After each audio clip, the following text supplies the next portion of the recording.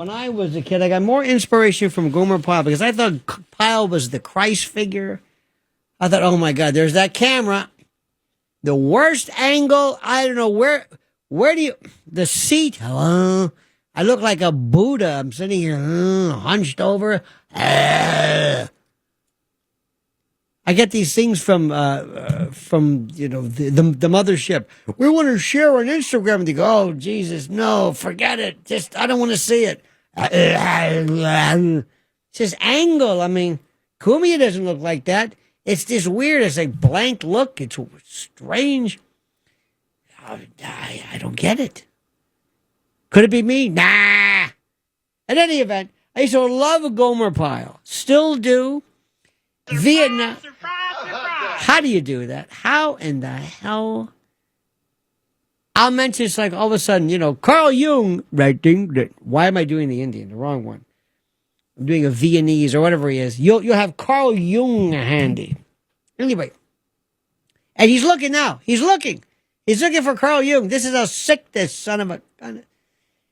So, one time, Gomer Pyle, they had these throwaway lines that were the funniest.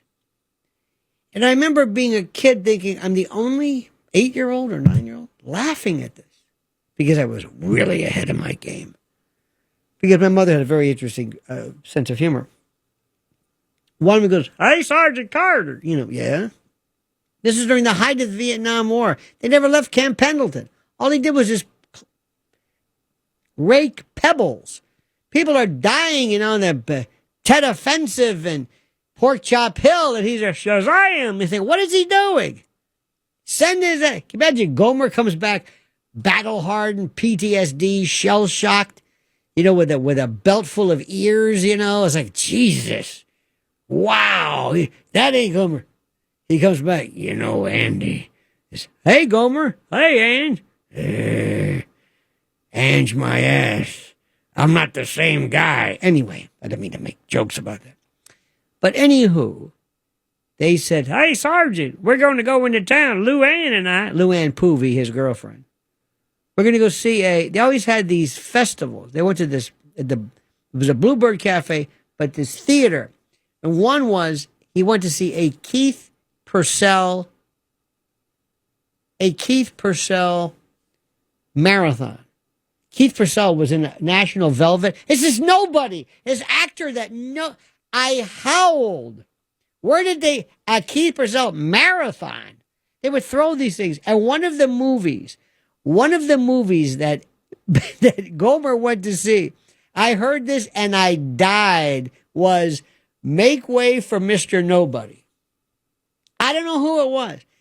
My entire life, from grade school through college, if ever I could, if there was an essay, write something, it was always Make Way for Mr. Nobody.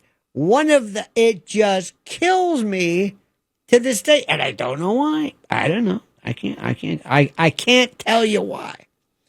Another one is, heard somebody say one time, bowling for sports shirts. I thought that was the funniest thing. I don't know who said this. Then there was this wonderful, these momentary lines. One of them is, I've often been frightened by the size of Lincoln's ears.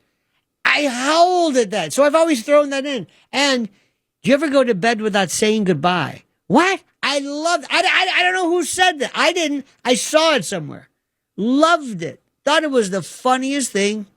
There was a comedian also. He said, did you ever hear that story about Abraham Lincoln always, walked 5 miles to school, or 10 miles, whatever it was, in the snow and the rain, 5 miles, 10 miles. But there's one thing they forgot to always tell you. He was always late. I loved it. One of the funniest things, my mother said, if you can't read, you can't buy soup. And at first I didn't get that until one day, before the Progresso people came up with a lot of pictures on soup. It was just one big Campbell soup. It was just, if you can't read, you can't buy soup. My mother also said one time, he lost so much blood, his eyes cleared up. One of the funniest things ever. Before I begin, which is stupid because I've just begun, This weekend was one of the greatest. Had a wonderful time at the cutting room. Just meeting some great folks. And this man came out. Bless his heart. He honored me with his presence and his wife, Pete from Staten Island. Pete, what a pleasure meeting you, my friend. Thank you so much for your patronage and your friendship, sir. Lionel, it was a great show, and you made everyone feel warm and comfortable. My wife and I, we enjoyed so much. Oh. And meeting your lovely wife and her cause and what she's doing. I'm telling you. Wonderful. It was like a family. It was like a family. An Addams family, the Manson family, but a family nonetheless. And you are a mensch. I could clean keel hauls with your mustache. My God. This thing, you could wax floors with that thing. You look like somebody from Foghat, you look like one of the Spinal Tap, which is Derek St. Smalls or whatever. Anyway, it was such a pleasure to meet you, Pete. You're a good man. My pleasure. And I am honored to know you, my friend. Seriously, from the heart. Honored to know you. Thank you. And I hope to see you again. Please call anytime. Priority for Pete. Anytime you see Pete, just put him right through. No matter what Pete says. Thank you very much. Pete can call up and say, which is what you normally say, but put him right through. I love you, Petey, and my best to your lovely wife. All the best, my friend. I love you, too. Thank you, sir. What a beautiful night. It was wonderful. You know what else? Have you ever had this one? You ever had somebody come from out of town, and you got to show them around? Okay. Now, this one, okay, fine. I'm very proud of the city. Very, very, very proud. I love New York. I always tell people I'm a native New Yorker born elsewhere. This is my adopted home. I don't ever want to leave. I don't want to go to Florida. That's my horror. Everybody says, if Mom Dummy wins, I'm not leaving. Going back to Florida. Have you been there? You know what you're talking about? What, are you going to go to Publix at 3 p.m? Sorry. I've been there. I'm in the height of vibrancy. It was just, So anyway, so yesterday, I said, some friends came in and young people, and the one young lady knows everything. She wants to do this. She wants to get a pretzel here, and she wants to get a hat here, and she wants to go see the tickets thing at Times Square. I said, good for her. She does her research. So there's one thing. So she says, I want to go to Brooklyn. I said, okay. Now for me, Brooklyn, you might as well say Tasmania, because like everybody else, remember, in New York, am I right? You're in a city of neighborhoods. I know my neighborhood. I go like this. If somebody said you can only go one block in each direction, you're on house arrest. And you go one block up in each direction. I'd say that's what I normally do. Got the cleaners there. I got the store there. I got this there. But you don't, Lower East Side, I wouldn't know it. I don't know. Upper, Germans, I don't know. Battery Park, I don't know. West Side Highway. Oh, look at this. So I said, we'll go to, I'll take you to Brooklyn. So she says, I said, where do you want to go? And I'm glad I went. It was a beautiful day. It was like raining, then it's not, then it's beautiful. It's like, this is the strangest thing. So she says, I want to go to that famous, Washington Street in the Dumbo area, the intersection of Washington and Front Street, that scene that you look and, oh, there's the bridge. And then you see I said, why do you want to go there? That's the most iconic scene in the world. Okay. The cobblestone street, the red brick buildings, and the perfectly framed Manhattan Bridge with the Empire State Building visible through the arch. One of the most photographed spots in New York City. Tourists, influencers. I was like, okay, all right, we're going to do it. We got the best time to shoot it? I said, what are we shooting? It's a street. There's the bridge. There's the street. So I got to park. So you get off here. I'll go park. Where the hell do I go? I find the park. Then I got to find them. I got this thing. Where are you going? We're at the ice cream there. Hang on a minute. I'm looking at the map. Oh, it's behind me. I don't know where anything is. All right, I'll look up. So where are we going? Well, over here. So I look. It goes, here we are. I said, what? I said, oh, yeah, that's it. Place is packed. They have photographers there and people from all over. I mean, people who were, we used to call them Orientals. Remember that? There are a lot of Oriental people there. Now we call them Asians. I don't even know if they're Asians. I mean, they're doing like this, they're making the finger. It's packed. And I kept asking, what the hell are we looking at? It's iconic. Why is it iconic? That's like Manhattan Henge. Have you seen that? Now that's pretty good. Once a year, you can see the sun perfectly. Okay, that at least, maybe. So you know what I do? I go online, I pick the best picture, and I do my post it myself. Like, what the hell is it? Nobody cares. So anyway, so there we are. There, we're looking at this thing.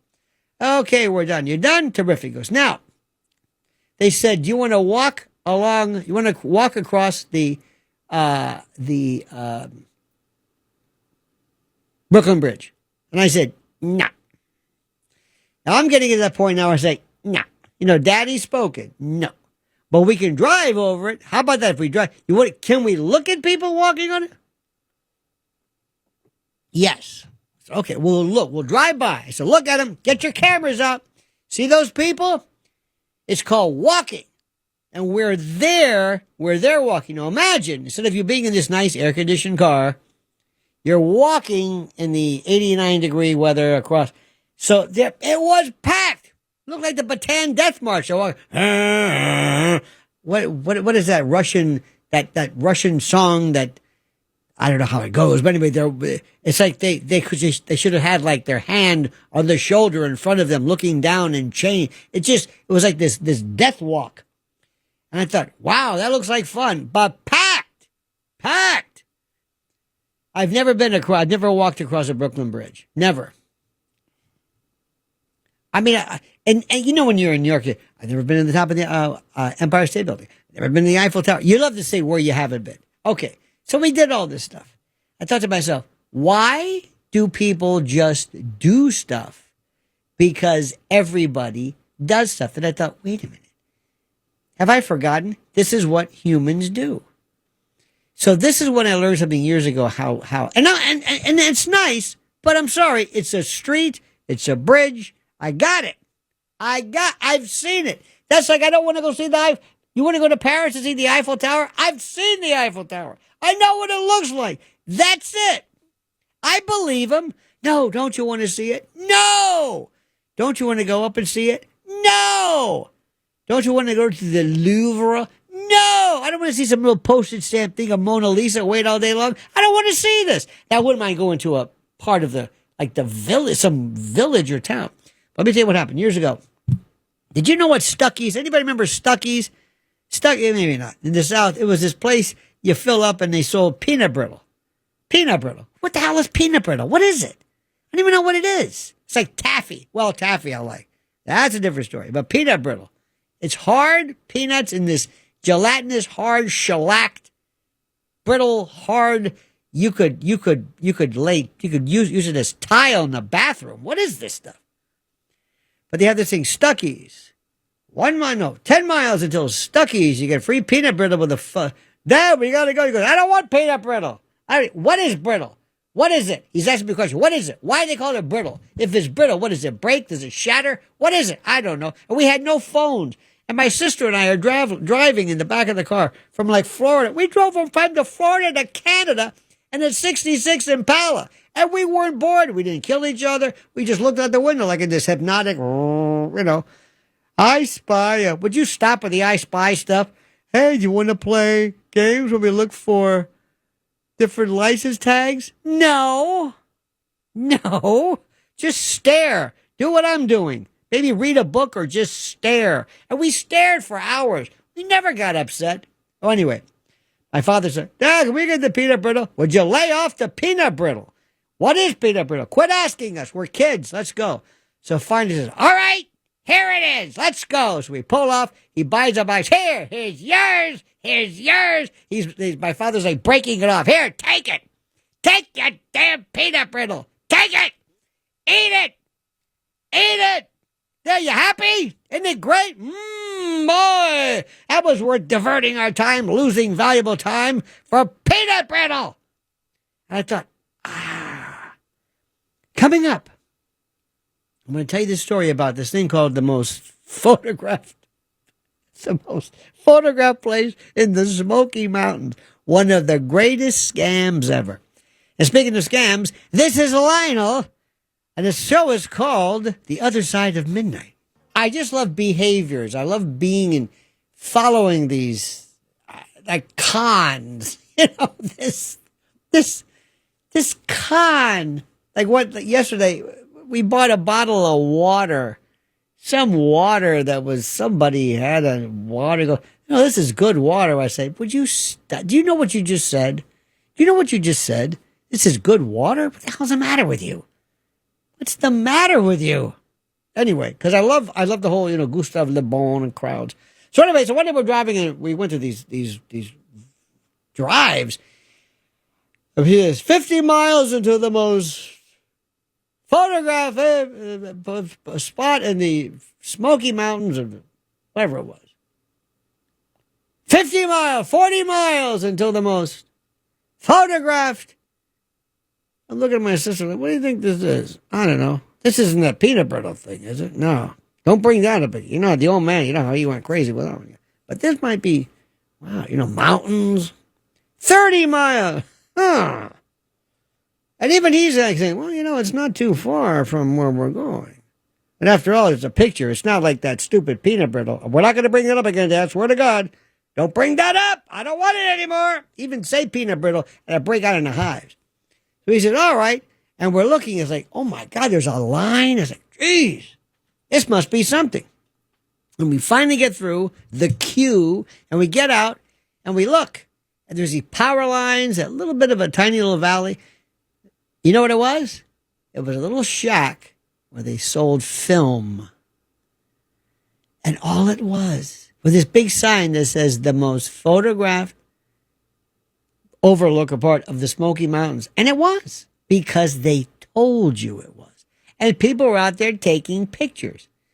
And before we could add, like Instagram, we have like schmuck. We're all, look at us, like, and we're laughing at ourselves like we have been so hosed, and we're like smiling and pointing to it like, look at us, the yokels, we fell for it. But that's the thing which is so, look, two things, the reason for this. Number one, it's great to see people who love New York, because I still think this is the greatest place ever. It is still, I don't care what anybody says. When you're coming back from like the airport and you're bringing somebody in and you see that skyline, if that doesn't get you, nothing does. Even I don't care where. There's nothing like it. And when you're over like I can't say the Ed Koch Bridge, but when you look and it's this really early in the morning and it's freezing and it's so clear, you can see lights forever. Oh my God. This is the best place in the world. That's why Mom Donnie, I don't think he's going to make it. Okay? That's all I'm going to say. All I want to tell you also, Saturday night at the cutting room, I just do my own sampling. And I said, what about this one? How about a year for Mom Donnie? Got a reaction. Got a reaction to this. The other one's who didn't know. When I mentioned Curtis, I'm just telling you, just as an observer, oh my God. You can say it. If you're here in New York, people, remember, I'm just making an observation, all right? I'm just making an observation. That's all I'm doing. But people always have these like explanations for Curtis.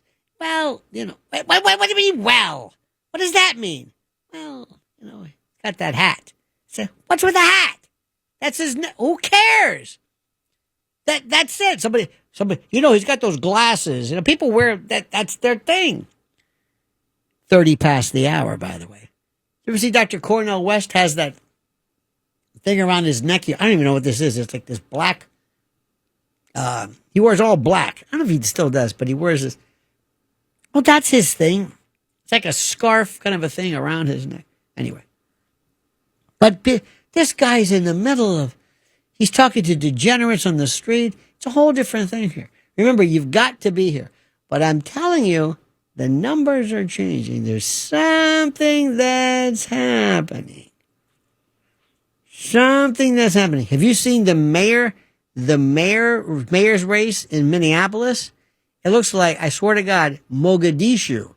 Not that there's anything wrong with that, but it's like, whoa. Remember that movie with what was it that Tom Hanks, where the pirates? I'm just saying. It looks like put it this way. If you thought Eric Adams, remember Eric Adams' group? Remember Caban, the brothers, and all these, the police? Those are police? Yeah. Are you sure? Remember that the first time you saw Eric Adams, his team, you would think, he picked these people? I don't know, but they don't, is that a gang signal? What is this?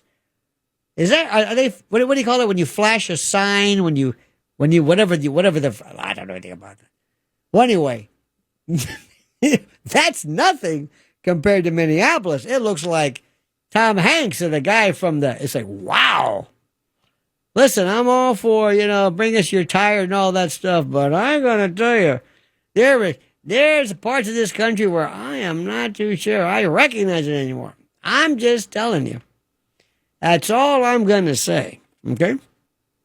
Now, before we were on there, the show that was the local show on the mothership that preceded me was our good friend, Mr. Dominic Carter. And you were playing for him. Did I hear? It was like, you were playing some Indian woman who was arrested for shoplifting on some YouTube channel. And I said, they're playing my song. I went to sleep. Here I am everybody's partying. I said, good night. It's 6:00. Good night. I'm like some demented old guy. I got to get up. So I had to get to sleep. I had to calm myself, put on my mask. And what do I do to calm down? Arrest videos. Get your hand off me. I wasn't driving. I was traveling. Boo. All right. It's calming. I don't know what you trying to say. I love it. So I heard you play. Do you have this woman? This is this Indian woman, apparently, who was arrested for shoplifting, and the issue of passports came up. And she said something like, you made me a promise. You promised me. I didn't promise you anything. I beg your pardon. I never promised you a rose. Remember, Lynn Anderson, great country song. But this woman, she says, no, wait. You told me okay, let me pay for it. You're not going to pay for it, lady. Now give me your passport. I don't want to give you a passport. You told me I never promised you anything. Do we have it handy? Dig this. Listen, please don't embarrass me, ma'am. I think your own choices are going to embarrass you. It has nothing to do with me. Where do you live? India. No kidding. Negative. She's been in the store about 7 hours or so. I've been watching for at least 4 hours. 7 She's hours? taken a ton of merchandise, different kinds. We're getting a total right now for you. It'll be well over 500, I'm sure. No, it will be more. You're right. What am I supposed to do? That's none of my business. I don't know. You shouldn't have been. What am I supposed to do? I have not yet done anything. Oh, you have. Pull Oh, up your you passport. have, lady. What do I do? It's too late. Can you please just pull up your But passport? you promised me that nothing is going to happen. I did not promise you. Of course you Did you said that promise nothing me? Once we do this. You enticed me to do. We're not We're not going to fight with him. We're not arguing. We're not going to fight with him. What's it mean to pull It's up your too late. passport? So what do you want me to do? Pull it I up need you to pull up your passport. I need to see Okay. valid identification for you. on a phone? then? Pull And then it up? you will be going back to the station with us. I need to see your identification. Not only Please back don't to the take that station. That's simply not going to happen. You don't get to have that choice anymore. You But you made lots of poor choices today, and now you have to pay for But those he poor said choices. he's not going to put me in the station. Well, that's not. He doesn't work for us. I don't know who this man is. So I'm really sorry. I'm ready to pay for this. That's again. I understand that you're sorry. I know A you're ready to little pay late for it there, now, honey. but you didn't want to pay for it then. So I need you to give me your identification, please. I'm really sorry. He promised Oh, me you that don't know can how leave sorry my you're gonna be. stand. Simply none of my business. That has nothing to do with our job. And it's So not. what do you want me to do? Passport, please. Pull it up, lady! From this country, I'm not going to be staying here. Okay. You're How telling far? me. Are you allowed to steal things in India? No, I didn't think so. I didn't think so. I love that. I love when they say, you embarrass me. How dare you? I saw a woman last night. I felt like calling. This is weird. Sometimes I want to text you, but it's like, I don't want to bother you. I saw a woman with a .4 BAC, blood alcohol, 0.4 on a blood, not breath, blood, as in serum test from the hospital. This is not the most I ever had was at a client who had a 0.3. We one time were part of a deal where we volunteered years ago to be a part of a DUI. It's like, would you come to the police station and get loaded with this? Yeah. Okay. And we were, really boozing it up, and then we did the tests and everything. And one time I said, we were at a party, and I said, I want you to take me to the jail. I was a prosecutor. I said, I'm not going to drive. I said, but, we've been out there. I mean, I wasn't gassed, but I was feeling pretty good. And I wanted to see, like, what am I? It was like a 1-2, which I thought, this is a 1-2? I thought it was like a 1-5 or 1-2. No, it was nothing. So when I see somebody with a 0.2, if you're a 0.2, you're a honker. And you're walking around, you're talking. Whoa, I had a 0.3. This guy was drunk from the time he got up to the time he was just... Remember the old joke? We didn't know he had a drinking problem till he showed up sober. Anyway, that's this guy. I saw one yesterday. She had a 0.4. 0.40 off the... That's like Keith Whitley alcohol toxicity. Unbelievable. Does that make any sense? Let's go to Nick in a place called southwestern Pennsylvania. At least that's where he claims he's from. Nick, you're on the other side of midnight with Lionel. Hello there, Lionel. A fan of yours from Lionel Nation on there YouTube. You are. See? Yes, I am. What the enlightened. The enlightened. Nick, you I am. son Love of you. a... I discovered you 8 years ago on the eve of Trump's first victory. Thank you, sir. Okay, so I want to mention, you were talking about these billboards and stuff, and yes, sir. Family vacations, probably driving up and down I-95. Did you ever visit south of the border? Did you ever stop there? Because where is I it? did, and it was like the ultimate tourist trap. Now, hang on a minute, Mr. Blaze. You're nodding, either nodding or you're having some kind of a mild seizure. I don't know what you're... South of the border is between North Carolina and South Carolina, right on the border, and it is a giant tourist trap. It is. Billboards for miles, Correct. The same thing, 30 miles, I think starting like 100 miles away. 90 miles, 80, and you go there and there's souvenir shops, you could buy fireworks. I think they probably have rides now. I mean, it's a whole thing, right? It is, Nick? but let me tell you, years ago, like 20 years ago, I drove down. I said, I've never been here. I think I'm going to stop at this place finally and see what it's all about. And I made the mistake, a big mistake, of letting my fuel gauge go down almost to E. And when I stopped there, like, the gasoline was at least twice as expensive as any other gas station along I-95. Really? Real, and I'm not making that up. Like back when gas was maybe $1.50 a gallon, it was like $3. Wow. What a mistake! Now, have you heard of this thing called Buc-ee's? Have not heard of that. No. Buc-ee's is I don't know where it is. This is the largest. Have you heard of Buc-ee's? Any of you gentlemen? This is this large. Hang on, Buc-ee's. Let me see if I can get a. Buc-ee's, here we go, Buc-ee's. This is my chat GPT. Buc-ee's tourist trap. Let's put tourist trap. Buc-ee's is, hang on a minute. Buc-ee's, the Texas-sized pit stop that's equal parts gas station, theme park, and cult-like roadside experience. It's a glorified gas station that's also Americans' favorite tourist trap. One of them is 70,000 square feet of everything. Cleanest bathrooms in America. They brag about it. And yes, they are that clean, almost unsettlingly clean. Merch mania, food court disguised as a gas station. Gas pumps for days, over 100 pumps at the same locations. No truckers allowed. No 18-wheelers. Instagram heaven. They go berserk, and people I have no interest in going there. But now, you being in Pennsylvania, do you know that thing about Wawa? You know this, Wawa versus, what's the other one called? Sheets. sheets. There we go. Excuse me. It's a family show. I'm God. sorry.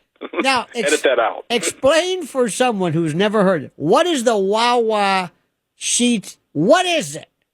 You know, Sheets is on the western side, and Wawa is on the eastern side over by Philadelphia. Mm-hmm. And I don't know if they have an agreement, like not to like Compete. intrude on one another's turf, and maybe now it's starting to fall apart. I'm not exactly sure, but they're just convenience stores, open 24 hours. So, but they're popular. Sheets is very popular here in southwestern Pennsylvania. What is the Wawa symbol?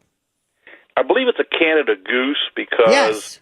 I used to live and work down in like Virginia and Maryland, and they have Wawa. They don't have Sheets, but they have Wawa Right. down in the Washington D.C. area. Now it is a goose in flight. This represents Wawa, Pennsylvania, the town where the company was founded. Mm. And Wawa is actually a Native American word for sucker. No, I'm kidding. It means it's from the Ojibwe language, meaning Canada goose. Crazy. And yes, the flying goose is literally a Canada goose. Now, I remember people, when I heard about this, I go, what the hell are you talking about? But anyway, it's one of those things that when you hear about this, here's another one for you. This is not, hang on, let me look at this. This is the one that this is the one that I did not know about until somebody pointed it out. Are you familiar with, this is not a place, are you familiar with the Stanley Cup craze? Not the hockey, but the cup. Yeah, It's something about like lead and Stanley cups, like Yeah, Stanley thermoses. Is right, that right. it? That's it, right. And people would, a friend of mine, she said she has a collection of Stanley cups, these things, these stainless steel cups made for Stanley. It's the brand that's been making thermoses and is big on TikTok. And she has a picture of all these Stanley cups. She has the collection. I said, let me tell you something. If ever I have to testify against you in a sanity hearing, I'm just going to put this picture up and say, Your Honor, it's up to you. You want to let her go? You do it. But just understand, this grown woman collects thermoses. All right? That's all I want to tell you. It's a free country. You can do whatever you want. Do you collect any? Do any of you three gentlemen? Oh, I can't wait for Riff to do this. Do you collect anything? Do you have anything that you Me have? personally, like I collect things I could use, like pocket knives and things like that. I like things I can carry because they're like pocket talismans. You know what I'm carry a saying? knife? Oh, a pocket knife. Of course you can't. keep You it. can't I go to the carry a airport with that. pocket gun. What does this Well, pocket have to do with it? It's a knife. You got Yeah, a knife in your pocket.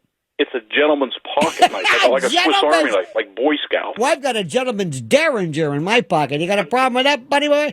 One time I was at my favorite, I love state fairs. Now, I will pull over for that. Give me the Midway.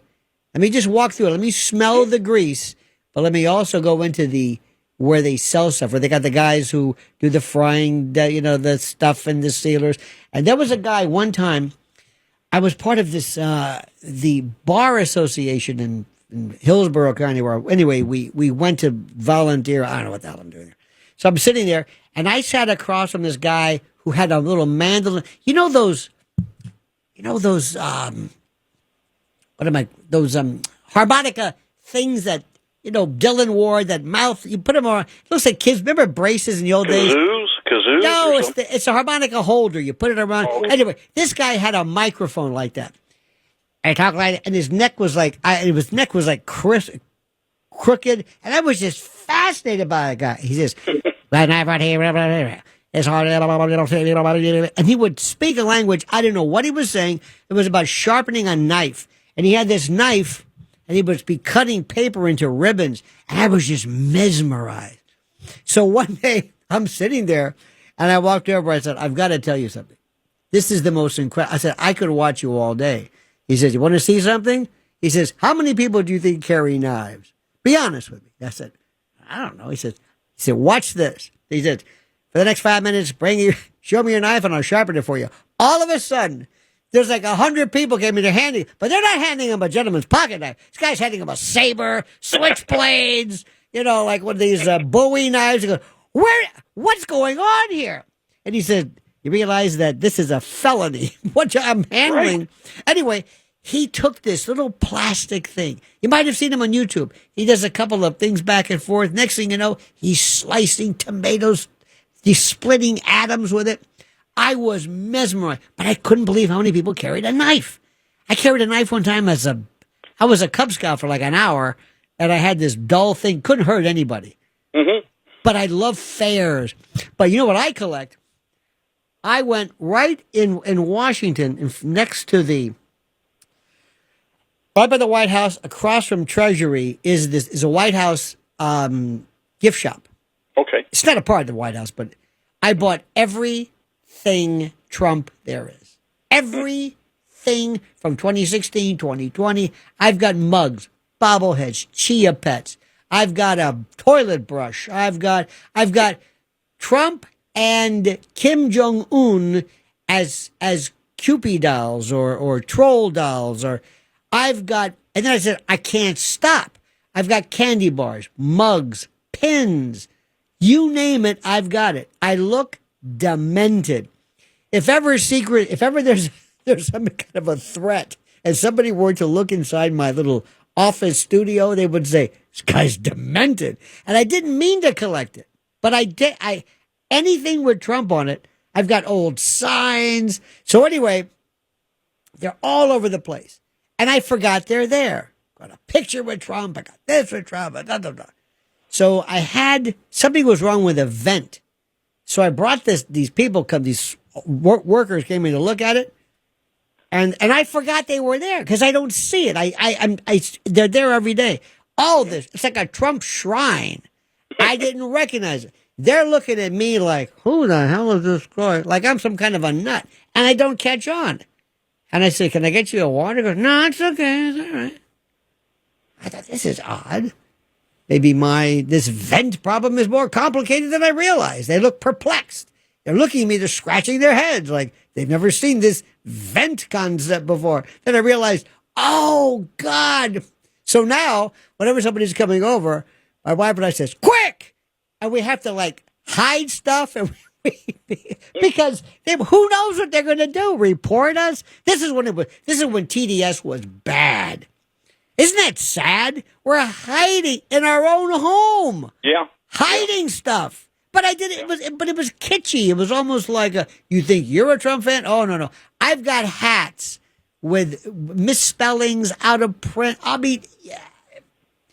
Put it this way. If there's a museum, eBay, I hope you're around. Because if there's a Smithsonian, they're still around. I've got everything. Anyway, Nick, enough about me. What do you do in southwestern Pennsylvania? What do you do? I am retired. So, hey, you were mentioning and you're not from State Pennsylvania. Fairs, County Fairs. Wait. You're from the South. Where are you from the South? It's southwestern Pennsylvania. Yeah, but you're not from there originally.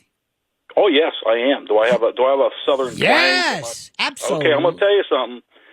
I spent, 25 years south of the Mason-Dixon line. I was living in Virginia and Maryland and West Virginia, so that's where it comes from. Okay, that's it. That's fine. Okay. Nothing wrong with it. Now, what did you do prior to you hanging up any semblance of productivity and retirement? I used to work in accounting. I used to do financial stuff. Oh, my God, I'd rather rob. You're right. Oh, you're right. God. There have been times they would send me to these, what do I call like conferences and stuff, and people start talking about, the changes in the accounting rules, and I would sit there and think, what am I doing here? Why am I here? What brought me to this place? I mean, it was not a lot of fun, but it paid the bills. I bet you there was a lot of drinking at these. A lot of accountants saying, help me through this. What was I thinking with this? Dear God. One time. It was something I fell into as far as a career path. Like, I had other ideas. It's like, well, this was offered to me. And it's like, and then what happens is, like, one company says, well, I understand you do this. And it's like, yeah, I do that. I'm like, I would like to talk to you about, a job opportunity. So you sort of stick with it whether you want to or not. I know. I got to tell you something. Opportunities come along, and speaking of bad jobs, one time when I was a prosecutor, we were the last ones, I think, on the planet to actually prosecute pornography. I mean, videotapes, old stuff that is so lame today. But there was this one we had to close the door to watch, and it was vile. Okay, let me just leave it at that. It was vile, and it wasn't. And I thought, I don't know if this is obscene or not. It's disgusting, but I don't know if it's obscene. So anyway, as we're watching this, there's a knock on the door, and somebody says, "What are you guys doing?" I said, "You sure you want to come in here?"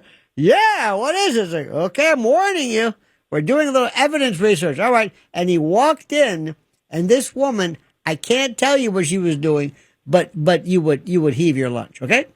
And he said, "What are you doing?" I said, "Let me tell you something. You know who this woman is? This woman is my hero. Why? Because I bet you she comes to work every single day and never misses a day of work. Doesn't care about the benefits or dental or whatever. Never misses a day of life. So don't give me any crap about how you can't do your job. Look what this woman is doing." Jeez. And look how she's doing it with a smile on her face. So don't, in fact, if I were the president, I would say, this is American ingenuity. This woman, vile, disgusting as it may be, works hard. She's never missed a day of work. So don't give me this idea that you can't work at 7-Eleven and quit picking up cans. Take this is her idea of gumption. Anyway, Nick, thank you, my friend. All right, good talking to you. All righty. Was that fun or what? Look, it's as good as it gets. Like you're going someplace else? I don't think so. So one of my favorite shows ever was the show Quincy. I watched Quincy like you can't believe. I loved Quincy. You know that Robert Ito, who played Sam Yamana, remember Sam? He's still alive. He's 94. I had no earthly idea. And Val Bisolio, who played Danny Tovo. Not even know, remember Danny's place? Sal was this guy. You've seen him a gazillion times. He lived to be 95. Now, you're wondering, what does this have to do with anything? It has nothing to do with anything. But I just love these old shows, but I cannot watch. I cannot watch. I think I've told you this. The new shows that I want to talk about, it's a different story. Let's go back to the phones, back to the fun. Jeff, another Pennsylvanian. You're on the other side of midnight with Lionel. So you collect hats and Hummels, Lionel? Well, I collect money. I try. I really, really try. Lou on Long Island. Lou, you're next, Lou. Yes, I collect pocket knives. All right, arrest him. Trace this call. No. Most of them are legal. I must have about 100 of them. I must tell you, some of them are like jewelry. Really? I have a pocket knife that has pearl handles, and it's nickel silver bolsters. Ooh. It's like a piece of jewelry. I only take it out on holidays. Wait a minute. You take it on holidays for what? Adoration? What do you do? I go to my family. We have a bottle of champagne, and you say, "Want to see my knife?" No. Do your family says, "Now listen, kids, your Uncle Lou's coming over. He's going to bring his knife. Please don't run. Humor him. He's going to bring his knife with the bolsters. Just humor him. He's a nice man, but he's got this knife thing. Don't worry, it won't hurt you, but just nod affectionately, and then move on." My cousins know I always carry a knife. It's just known. Lou, have you ever been to a knife that I cut the foil on the champagne with? I understand it. Lou, that's your story and you're sticking to it. Lou, have you ever been to a knife show? Yes, I have. The scariest people I've ever met. I've been to gun shows, but I went to a knife show, I think at the Hilton. No, and I thought thought, they were the dear, nicest people I ever met. They are. This one guy showed me a knife where at the end there's two prongs. He says, "You know what this for? So you can gig them. So you stick it in somebody and you twist it and you can pull out entrails." These are the kind of people. Yes. Look at you. Did you hear that? Lionel, that is not all the people. Did you hear that? Did you hear? Yes, I heard that there are people that are in the knife world that enjoy that. Flag that. But I am here to tell you, if you could please let me finish. Oh. There are handmade knives that go Put for that in their rotation. Of dollars. Yes. Because they are considered artwork. They're not for, like you say, Ted ripping Bundy never talked out. about women like and, that. That's not my thing. But Of there course. are those people that are into it. I know you're tight, my friend. Yes. Oh, that's in the rotation. You just made history, my friend. You just set it off. That's your Uncle Lou. He likes his knife. Did you ever see it? It's got bolsters. This is the second hour, and I'm not going to tell you what the first hour is about, because if you missed it, that's it. But it's a veritable mélange, a pastiche, a myriad, a mosaic, a veritable slumgullion of ideas and thoughts that may or may not be relevant. Now, before we even begin, by the way, this is the other side of midnight with Lionel. Is this really true? Is this Graham in Florence, South Carolina? Is that correct, Graham? Yes, I am. And I'm are you in the middle of Bucky's? Wait a minute. Stop for a second. You're telling me, as we speak, at 2:07 a.m. Eastern time, when we are recording this, you're sitting in a Bucky's parking lot. And where is it? What city? What area? What? I am inside Bucky's over in Florence, South Carolina. And what are you doing? On 95. Is it open? Well, of course it's open. It's 24 hours, and they actually have, like, hot food here. I stopped at the truck stop at Kenly, North Carolina, that's owned by the same people as Iowa 80, the biggest truck stop on earth. Wait, stop for a second. Stop. That's where I want to go. Wait. That's where I want to go. There. I've been there. I've seen it on YouTube. They have a chapel. They have... it's the most incredible thing I've ever seen. Are you a truck driver, sir? Retired. Everybody's retired. Retired truck and bus driver. So what are you doing there now? Well, I'm actually driving a car to Florida. I'm sorry to hear that. Now, tell us about Bucky's, what's going on right now. And for those who have no idea what Bucky's is, try your best to expatiate, and limn the majesty of Bucky's. Well, good sir. If you had put me on 5 minutes ago, you would have heard the toilet flush in the totally immaculate bathroom. Our loss, sir. Our loss. There's little kids running around. You could probably hear them in the background. Mm-hmm. There's a nice lady on the other side of the peanut caramel popcorn and all this other stuff. She's there with a little kid. Now, this moment. Yes. Yeah, there's probably 50 people walking around the store. Oh, my God. But the problem is that there is no place to eat anymore past 9 o'clock at night on the highways. Because the truck stops all switched over from having 24-hour restaurants where you could order eggs or a steak or something that's actually worth eating, to now it's Wendy's and Popeyes and Subway. That's so sad.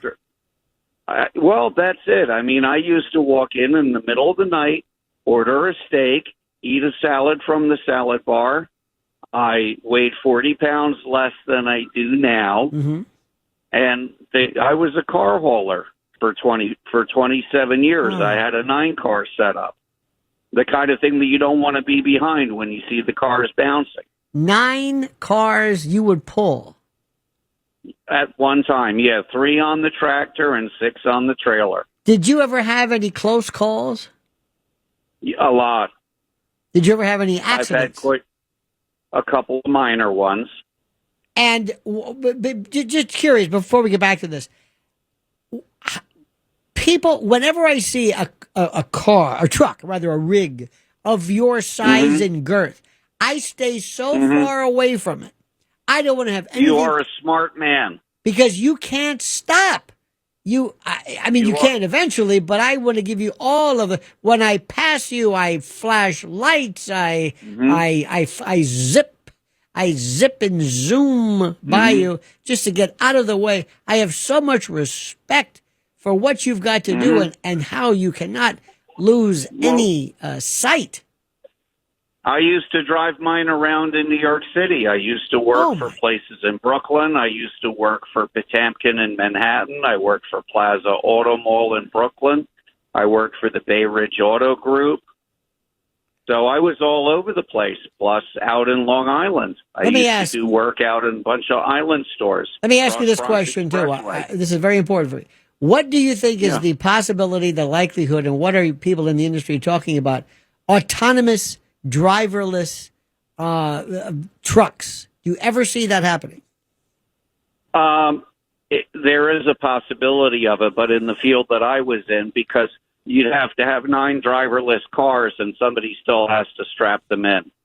Well, I can see putting it on, taking it off. Yeah. But from going to A to B, you could, I could see one day somebody just doing this where there is the loss or a tremendous diminution of the truck driver. And if that ever happens, that's a sad day in American history.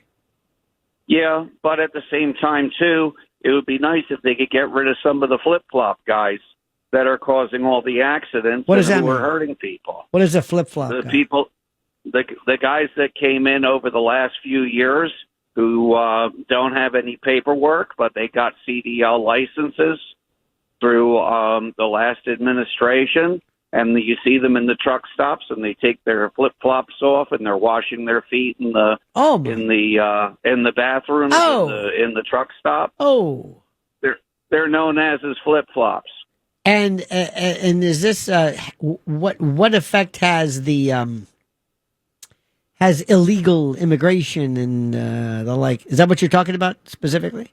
Well, yeah, what happened was that they came in, they had nothing else to do, so they said, you want to go to truck driving school. And so they put them into a 6-month class, teach them how to drive a truck. Next thing, they're out driving a brand new Volvo. How long does it take you to learn how to really be good, really be proficient? How long does it take? Years. Now, years. Give us an idea. What exactly does it take? Why does it take that long? Well, there's a lot to it. You have to make sure that your load is secure. You got to make sure your trailer's not going to fall off. You have to make sure that you can fit underneath the bridge. Because, like I said, I did oversized stuff, so we had to get underneath. I couldn't go through the Lincoln Tunnel loaded. I'd have to go up through Harlem. Well, some people can. My truck was a little. I'm looking at my crew here, and they know a little bit of it. Who hasn't been loaded in the Lincoln Tunnel? Otherwise, you start out with a Porsche hardtop, and you end up with a Porsche convertible. Now, do you have any particular? This has nothing to do with this. Any particular type of song stylist, whether it's Red Sovine or any other trucking, because trucking is so American. The idea of the truck driver, the truck stop, the waitress named Marge, with the bouffant and this. Maybe I'm just making this. I'm kind of romanticizing this. It's too idyllic. Yes, you are up to a point. Now it's somebody wearing a Wendy's smock. Oh. And they're asking you if you want fries with that. Oh, no. Well, listen, my friend, Graham. Yeah. When I stop in Manning, South Carolina, no more fried chicken gizzards on the buffet. Oh, dear. Graham, that thank you. That used to be one of my favorites. All right, you know what? And I can tell. And you've never been loaded in the Lincoln Tunnel. And one more thing. Yes, sir. Remember when you used to say lock and load every morning? Yes, sir. Okay. Well, I've been trying to call you from home. I don't have anything with me because I'm on the road and I got to fly home. Well, I don't even have a pocket knife with me. With bolsters. Graham, thank you, my friend. Mm-hmm. Have a good night, sir. Thank you, we'll call you in a month. Thank you, sir. I like that. Now, Mr. Blaze, I see you've got that look on your face. You've got that look. And the way your hands are spread out, that normally means one thing. Do we have it? Yes. Yes. I knew you would. When I heard that, this is a man describing his pocket knife with bolsters. Yes. Yes, he feels it. You can feel the degree of scintillation, the excitation. He is rubescent. He is turgid. He is tumescent over the notion of his pocket knife, a gentleman's pocket knife that he has pearl handled with bolsters that he takes out once a year. Yes. Yes, it's Uncle Doug with his knife. Get away, kids. Don't ever be in a room by yourself with him. Make sure you always have an exit. And remember the safe word, cinnamon. Remember, cinnamon. Our number is 800-848-9222. George in New Jersey. George, you're on the other side of midnight with Lionel. Yo, Lionel, my favorite character on All in the Family. Funny, poignant, historic, very good, sir. And you have a great delivery. Thank you. You know what's really funny? What, sir? The meathead wrote Archie's lines. So the meathead invented Trump derangement syndrome back in the 70s. Absolutely. George, tell me, where are you right now? Short Hills Hilton. Wow. And is there any particular reason why you are there, sir? You want to give a room so we can all party with you? Just kidding. Don't say it. Nah, Bridezilla's snoring over here. She just went to the bathroom. There you go. That's the ticket. What are you doing? You're talking about the tunnel. I got a really funny Lincoln Well, stop tunnel for a story second. you. Stop for a second. What are you doing in the Short Hills Hilton? What are you doing? Just chilling. You're just passing through, or you live there? Yeah, just passing through. And where are you coming from? I used to live in Short Hills. I was down in Jupiter. Oh, really? And what are you doing now? Just road tripping. Really? It gets hot down there. So you going by the Short Hills Mall next? Nah, well, sometimes I go in there to Legal Seafood. They got the best clam chowder in the world. I'll bet they do. And the first time I went there was in Boston, and it was good. So they put it in the Short Hills Mall. I was like, well, they got one good store. So your wife's passed out on the bed after she went to the John, and you're up at 2:18 in the morning, and I go to bed real early, and I went to bed at like 3 yesterday afternoon, and I woke up at like midnight or something. What is the matter with you? Well, I don't like traffic, so like right now, there's nobody on the road. I just went out and got a Starbucks. There's a good reason for that. At the convenience store, because they didn't have any Monster coffee flavors. So I got a Starbucks, which costs like $1 more, but now I'm zipped, you know. I had my energy drink. It was a double shot espresso thing, and I got a nicotine pouch, wintergreen flavored, because I like the wintergreen because it's too hot in Florida, you know, in the summer. You're getting a nice buzz. You're getting a calf buzz, a nicotine buzz, and meanwhile your wife is face down in the pool of her own saliva, passed out, and there you are. You're raring to go, and you're by yourself at 2:20 in the morning because you go to bed at 3:00 in the afternoon. Yeah, and there's no traffic right now. I understand that. Manhattan in 20 minutes. There's a reason for that. It's because it's 2:20 in the morning. It's like you want to hear something funny? I'll be the judge of that. Route 24 East from Short Hills Mall, the Highway 24. Yeah. At like 4:30 in the morning, the speed limit is NASCAR. Everybody's got their 12-cylinder BMW, and they're opened up, going to the city, so they can get there early, have no traffic, get a spot. Watch that language. You're a filthy mouth. You're coprolalic. There's kids listening. Oh, you're saying it's a family show. You know what? The guy You know said why? Cheats and you got offended. You know what? Because you're calfed up. You're doing nicotine pouches. Your wife's passed out. And some weird, looks like a crime scene. All you need is a kind of like a chalk outline. Believe it or not, this is the kind of stuff that Keith Morrison will be doing a special on. So here's the question that I want to Jim Morrison. Yeah, exactly. Ladies and gentlemen, if you think that call was great, you ain't seen nothing yet. Coming up, Alex in Manhattan was going to talk about Mom Donnie. I'm warning you right now because, believe it or not, if you have something to do, you might want to do it now. If you have any paperwork to do, you have to turn the radio off for a moment. I'm warning you now because he's going to be talking about Mom Donnie, and it should be a real rip snorter. This is, by the way, Lionel.news. Find out how to reach me. And also on Twitter or X, you should see the stuff I put up at Lionel Media. You should see this. You're not going to believe this. It's ribald and concupiscent. And I'm being kind. More coming up. Yes. I'm just guessing pre-Cambrian era, maybe perhaps. Mesozoic. I'm not sure what level of excellent. I like that. And that's for those who are really good at picking up the sounds. Some kind of Paleolithic, and there's all this stuff, but they have all these wonderful little accoutrements, little garlic powder, those red pepper flakes. I was thinking about taking that, but there's cameras everywhere. And I figure if I'm going to go down hard, it's not going to be for red pepper flakes. But you ever ask yourself, well, it's not that anybody's going to miss them because I dump red pepper flakes on everything. It's that perfect amount of heat. So much so that you hear the crunch noise is from red pepper flakes. Oh, yeah. I'm also getting excited because it's time for my Costco run.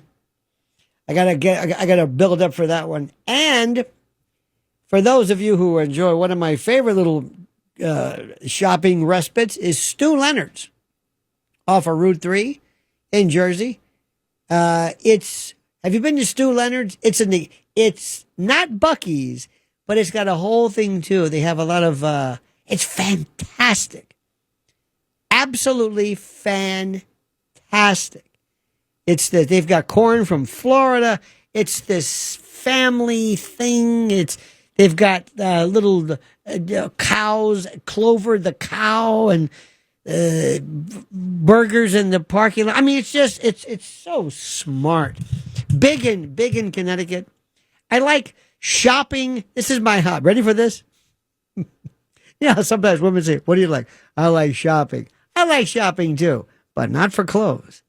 I like things like getting the huge. When I would go to Whole Foods, I like pitted, that Kalamata olives.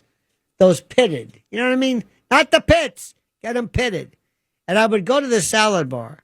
I would fill up a couple little containers of the Kalamata, like $30. It's like, what am I getting here? What is this, lined in platinum? It's ridiculous. So one day I'm going down the aisle of Costco, and I say, wait a minute, what is this? It's this huge jar of Kalamata pitted from Greece. I said, there's got to be some kind of a catch to this.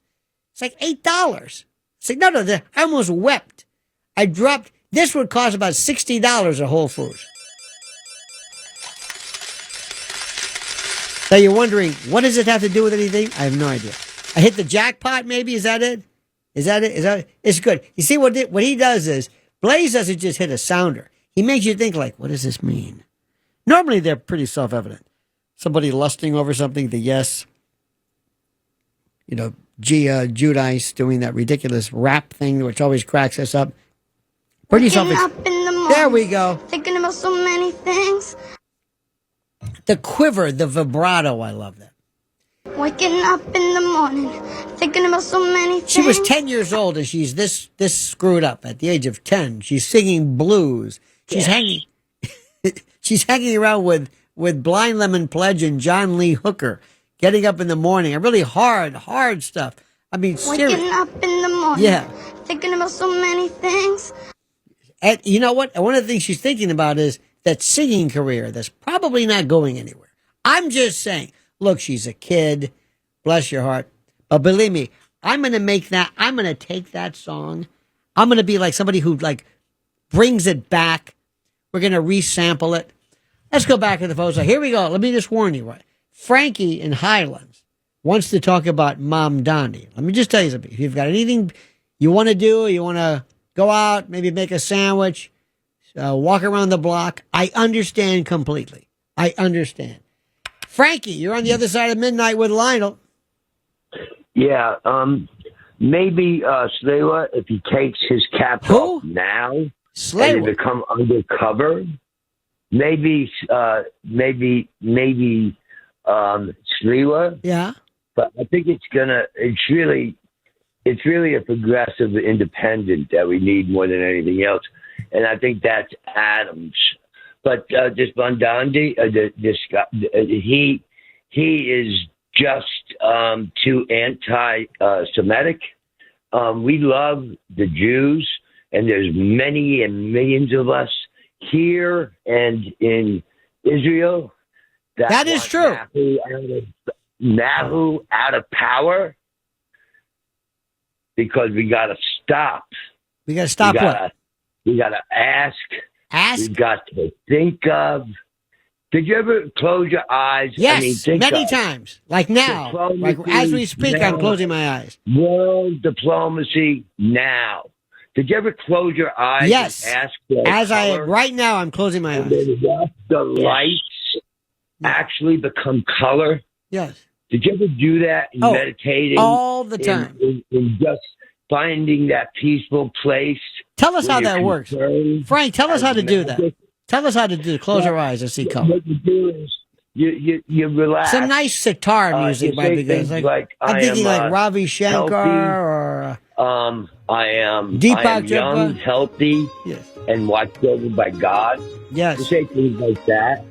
And then you actually stop the speaking and you see what is behind your closed eyes is light coming towards you. And you think of a color, and the colors are amazing. And then you actually, as you are entering into how dreams, loaded or nuts do you think Frankie is right finding now? that Get an idea. You are I mean, if I did a light, talk screen, that what would light show up? is of you, roughly. And then it teaches you. Right. It gives you glimpses of a wisdom, but just glimpses of it because you forget when you wake up. And when you wake up, you have the kind of drive. In the morning is when you make your decisions of what you need to do. That is true. Say on the program instinctively, as you do. Okay? And then there's bases, home structures that can be taken down. If you have any idea 3 hours by a crew of what this that man is lived in talking it, about, and you're the one. And you can have baseball competitions. Why do I love this show? Baseball competition. One-on-one, we're not interested. Like anyone who has an arm and wants to throw hard. Imagine somebody. I always think getting into a rental car, maybe at one of the airports. Both. Turning on and thinking, what the hell is this? Do you know what I mean? Like the best Absolutely. Cop, the best cop against the best fireman. Sure. One-on-one emulations of baseball in the size. Okay, now you can have rooms in it too. Like you got 50-foot ceilings, maybe 40 feet. How about some circus music, Calliope? By the way, it's 30 past the hour. You can put them in unsettled, like Ukraine. I'm thinking Calliope or Calliope, as people know. You know why? Because they're protected by the USA. Maybe something... And they're protected. They're protected in ways like, you know how we protect with shields? Sure. Okay? We don't need them. We don't need them here so much. Right. Here, these competitions... at every level. Excellent. One-on-one. What is that called, by the way? What is that song called? That song's called... Economic brilliance.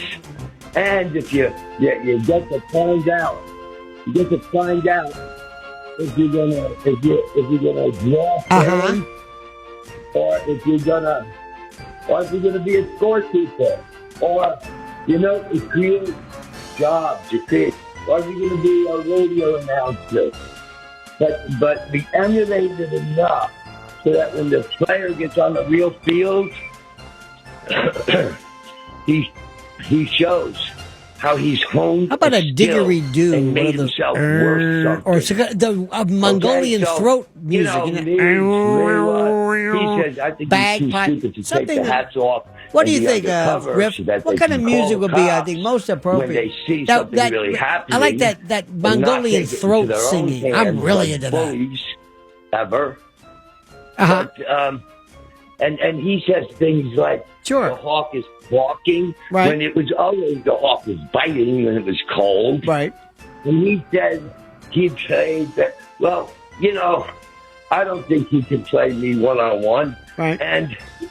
But I want Wit and Judge. Judge can throw, or anybody who can throw will teach him how to throw a changeup. Right. We bring in fans, camera ready, all screening, faces of races, We have one at House dig in this. 6th Dig Avenue. this. Well, Oh, when yeah. I lived in New York City, I cut out the back fence. This so is that actually there's a my wall Sharona, there. Well, but you you'd just never know. build that up high and put fencing in it. Real baseball, real green. Okay? So I just want you to know that there's a future in a worse world because we can end poverty and we cannot just be powerful. We cannot just get rich, but we can end poverty at the same time. Ooh, You a know, end blending. poverty, I you're like not that. gonna end Wow. wars. You got to do both. That's excellent. And Quincy this Jones couldn't is have done an that. economic solution I figure work. that will bring Don't do it. just like But maybe for baseball later. Gia brought Judice peace in World War throat II. singing. Okay? If we can If get you this guy remember to the influence waking up that it in the had. morning, And sports in general. thinking about all the things. Competition, we love it. Capitalism, we Right. love it. But know where your money's going and what it's going Yakety for. Sax, the And Benny there's Hill song. millions of laws. And if we went by them all, What's the Benny Hill we'd all song? condemn one another. Pick out the laws that are Right. appropriate for these new times. 2025, keep more people alive. Tomorrow at NYU campus, right? I'll be there with many, many, many others. And we are not anti-Semitic. No. But we are against Nahu if he doesn't stop. I like that. Okay? And better yet, anybody else who's aggressive. Right. Aggressive violence. We'll put drones right on them. We'll show our forces. And before these bases go up, okay, in unsettled international, before they go up, there's an agreement with the 5 superpowers We got to and end this all with their it. allies. The best song ever. Don't mess with these because they'll be well protected and they'll be loved. And if you can't play baseball and you don't like baseball, then sell something in the community and make yourself worth something, not just in America. Absolutely. Of course, it's America's ideals. Sure. It's America's game, but more importantly, it's America's influence. And Mr. Trump, 50 days for Putin, put it, let him know that we're not afraid to put him out of power. Excellent. Yes. Thank you, Frankie. Thank you. You have no idea how much we appreciate you. Thank you. And you're appreciated as well. Thank I'm you, going sir. to sleep. Thank you, sir. Thank you very much. He's going to sleep right now. You know, what was the one thing he said that you think that you'll be taking with you throughout the day? One idea, one thought, one reference. I think it was something about Aaron Judge being a good thrower. right. And juxtaposing that with Middle East peace and anti-Semitism, which I think a lot of people are saying, but that doesn't make any sense. That's the point. That's the point. Doesn't make sense to you, but what is this thing called sense? Where's Erwin Corey when you need him? Let's go to Steve. And let's give it a shot. Steve, go ahead.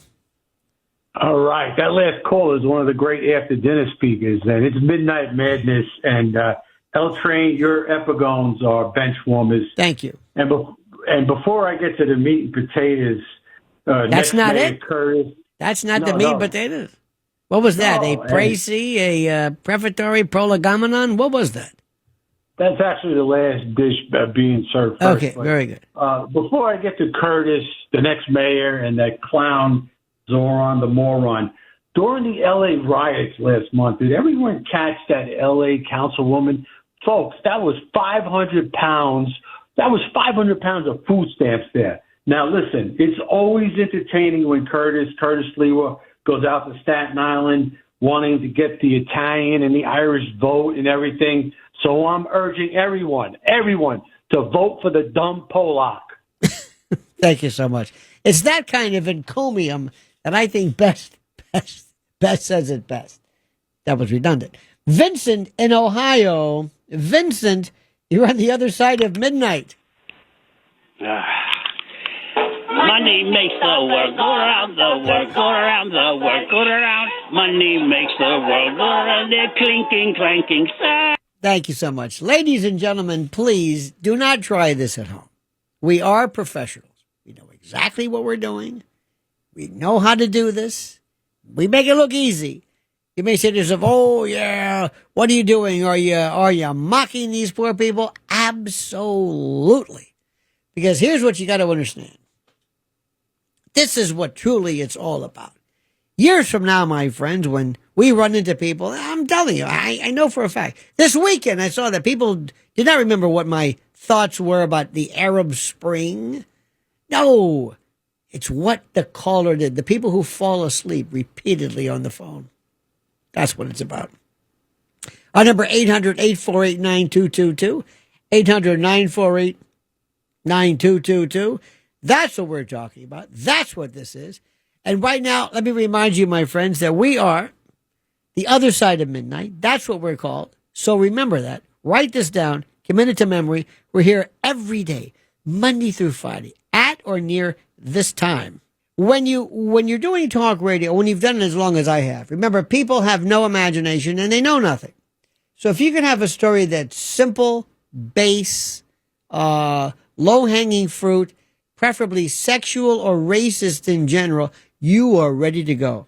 How about that Coldplay fella and that CEO, astronomer CEO Andy Byron, who was caught hugging his HR person, Kristen Cabot, at a Coldplay concert. Now, I don't know what's worse, being caught now all over the world or being caught at a Coldplay concert. I don't know which ones were. I don't know what. But do you remember this? There has got to be a morning after. Sorry. There has got to be some kind of God or justice or something. Can you imagine that? The wife's at home. Where's Dad? Oh, I don't know. He's working late. Remember, he's married, has a beautiful family, and the woman's married, has a husband or family too. Now, where they are, what their excuse was, I have no idea. So there's Chris Martin, the lead singer, said, warn people, now listen, we're going to be doing pictures, cameras all over, the stadium. So want to let you know it's the Kiss Cam or whatever it's called. Now, did you see how big this stadium was? I would think most people say, there's no way people are going to see me. There's 9 million people here, all hugging, all kissing, all, playing up to the Kiss Cam. What are our odds of being caught? There's 20 million people in this huge arena. I don't know where the hell it was, but it was huge. It was at the some stadium. It was a big stadium. That's all I know. Gillette Stadium. Gesundheit. Where was that? That was Gillette Stadium where the Patriots play. Okay. Well, anyway, so you're there and you figure, should we hide? Nah, what's the point? What are the odds? Why would they come to us? Look at the size of this place. What are we doing? We're just standing here. We're rocking to the music. We're not even kissing. So what? And sure enough, like the first one, bow! And he says, either you're having an affair or you're real shy. And when he looked the other way, that was how many times have you seen this? And then we have to wait. Do you remember what happens? What happens, gentlemen, immediately after an event happens? What happens in the world of social media immediately after some untoward event? You get the meme from Richard Dawkins, the memetic.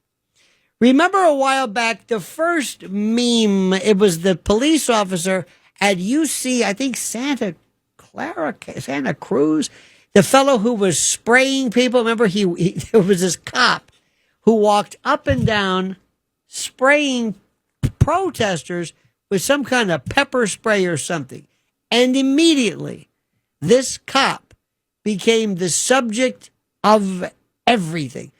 Thousands the Jesus at the Last Supper with the cop spray. You know what I'm talking about, right? This that cop spraying the people. Then there was Chris Christie, who was seen on the beach at the shore when nobody was allowed, when he was sitting there in his chaise longue, not lounge, it's long chair, in his most unattractive look, wearing his Speedo or whatever it was, flopping in his chair, and that became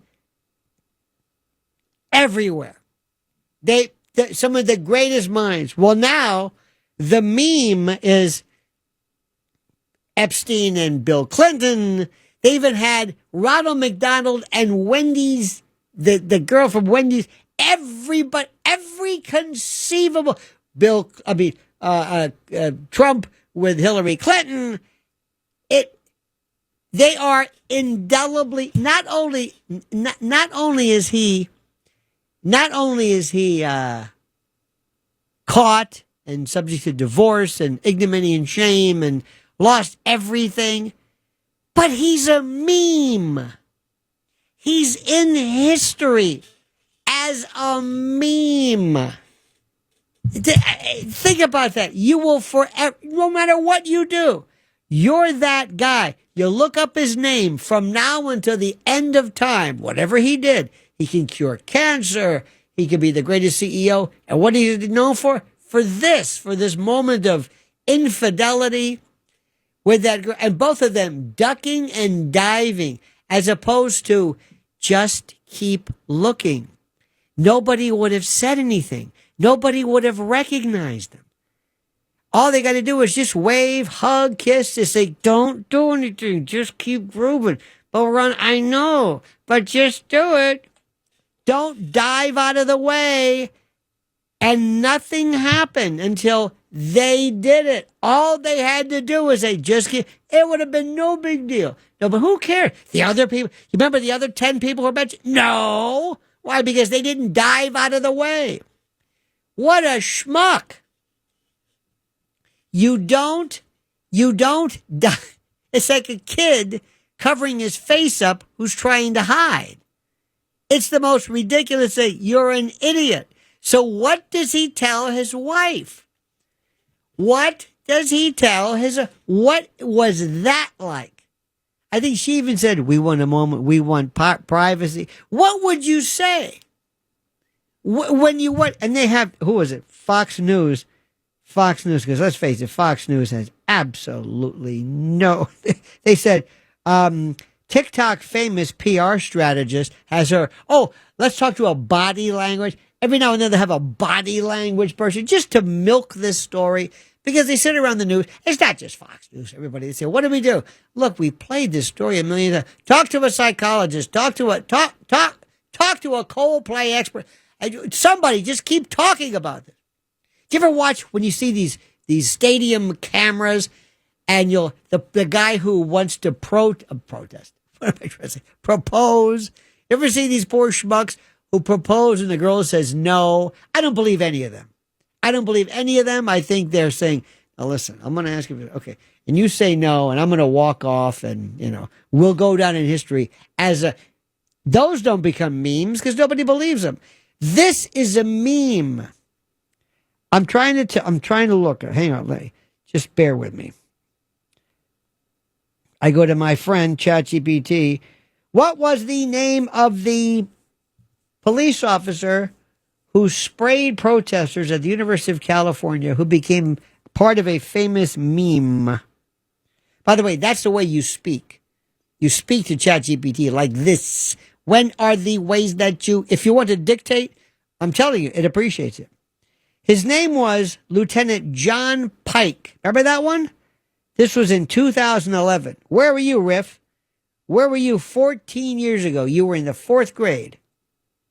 And this was John Pike, UC Davis. I knew it. Police officer who became infamous in 2004, casually pepper spraying a line of seated nonviolent Occupy Wall Street protesters on campus.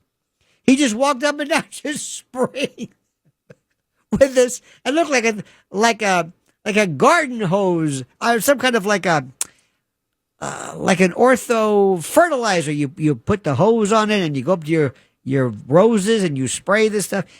And it was called the pepper spray cop. And it was unbelievable. Listen to this. He was dubbed the pepper spray cop, photoshopped into historical scenes, spraying the Constitution, Mona Lisa, and baby Jesus. He was placed on leave, eventually left the force, and then successfully claimed psychological damages and was awarded $38,000 in workers' comp for the backlash he faced. Where is Lieutenant Pike? This was the man. So that was the first big meme. Then was Chris Christie and the sedan, or not the sedan chair, the folding chair. Unbelievable. I am so fascinated by this. Let's go back to the phones, back to the fun. Joanne in New Jersey. Joanne, you're on the other side of midnight with Lionel. Hi, Lionel. How are you? Hello, Joanne. I got to meet you last night, and you got to meet Tim last night. Oh, it was so great. Thank you so much. Yes, it was a great show.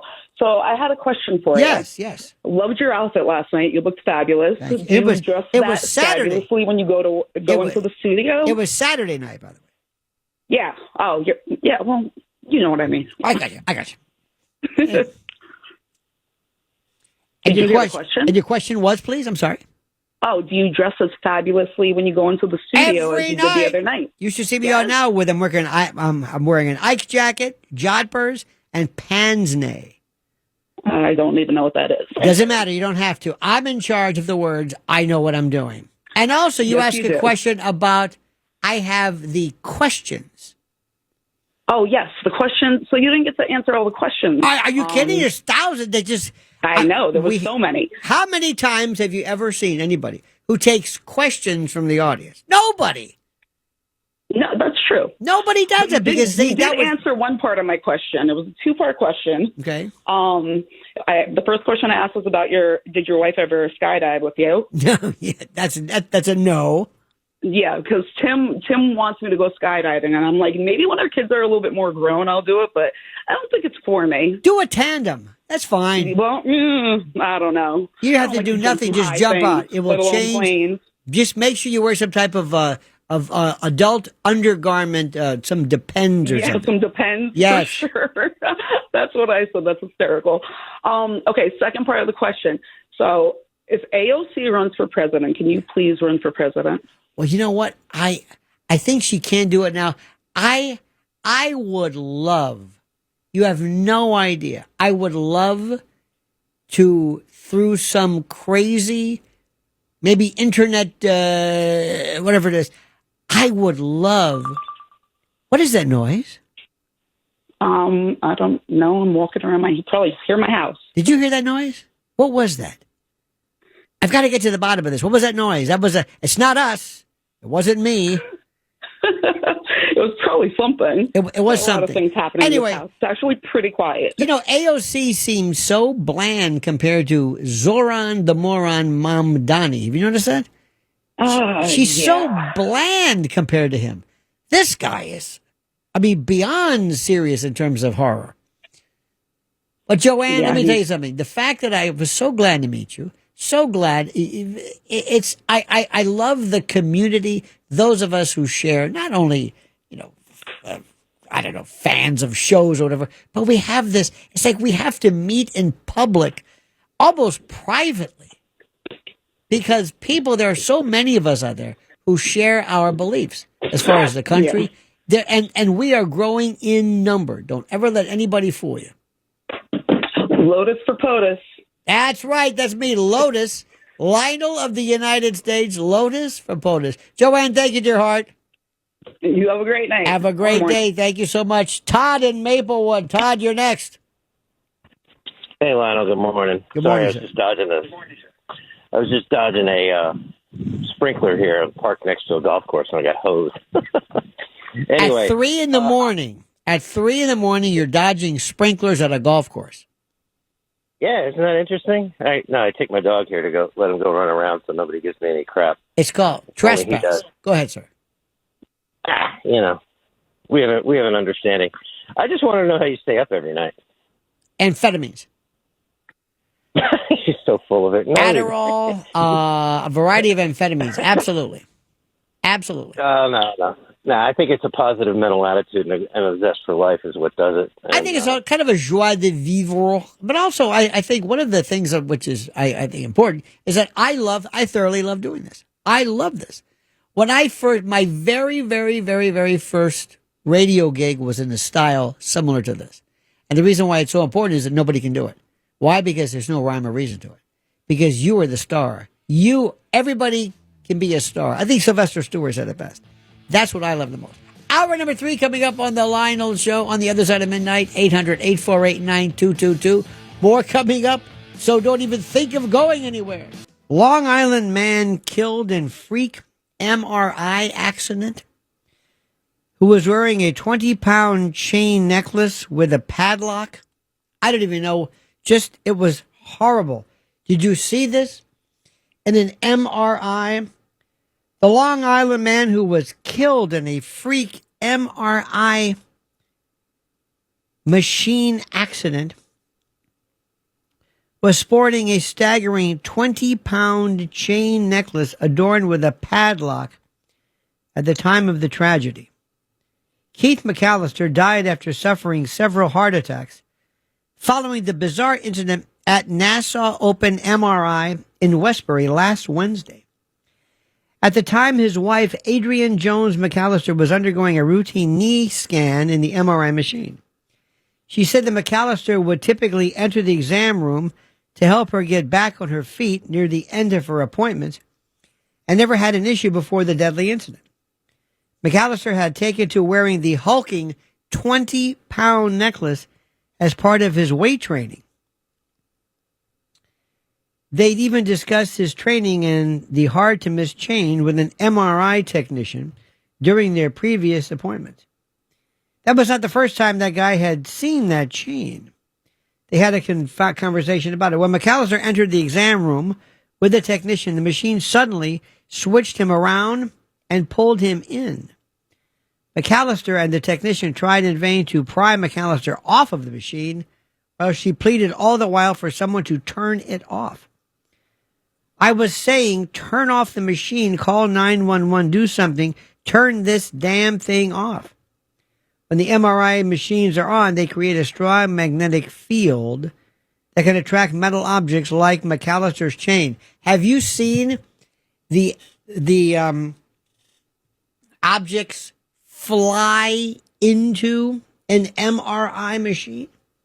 Have you seen it? It's incredible. The next particular topic, which I must speak about very carefully and very gingerly, is something that we're going to add to, and maybe, Mr. Blaze, you might want to add this to your potpourri, your selection for things to watch. Because, of course, we like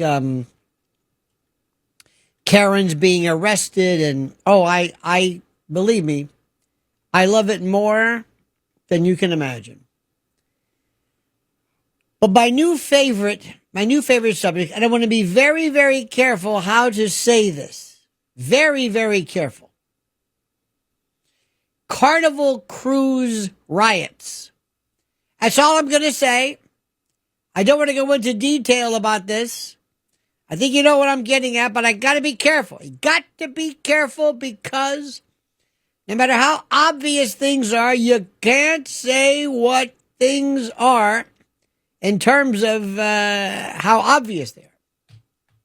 But I got to tell you, somewhere along the line, there seems to be a new iteration of civilization that I was not a part of, or I was not privy to. And you know exactly what I'm talking about. Have you seen this? Have you seen how these directives from the Carnival Cruise Line people regarding certain types of festivities, clientele, and the like are verboten? That's all I'm going to say. That's all I'm going to say. Because what I've noticed is that when you watch YouTube as much as I do, you will find out immediately the levels of,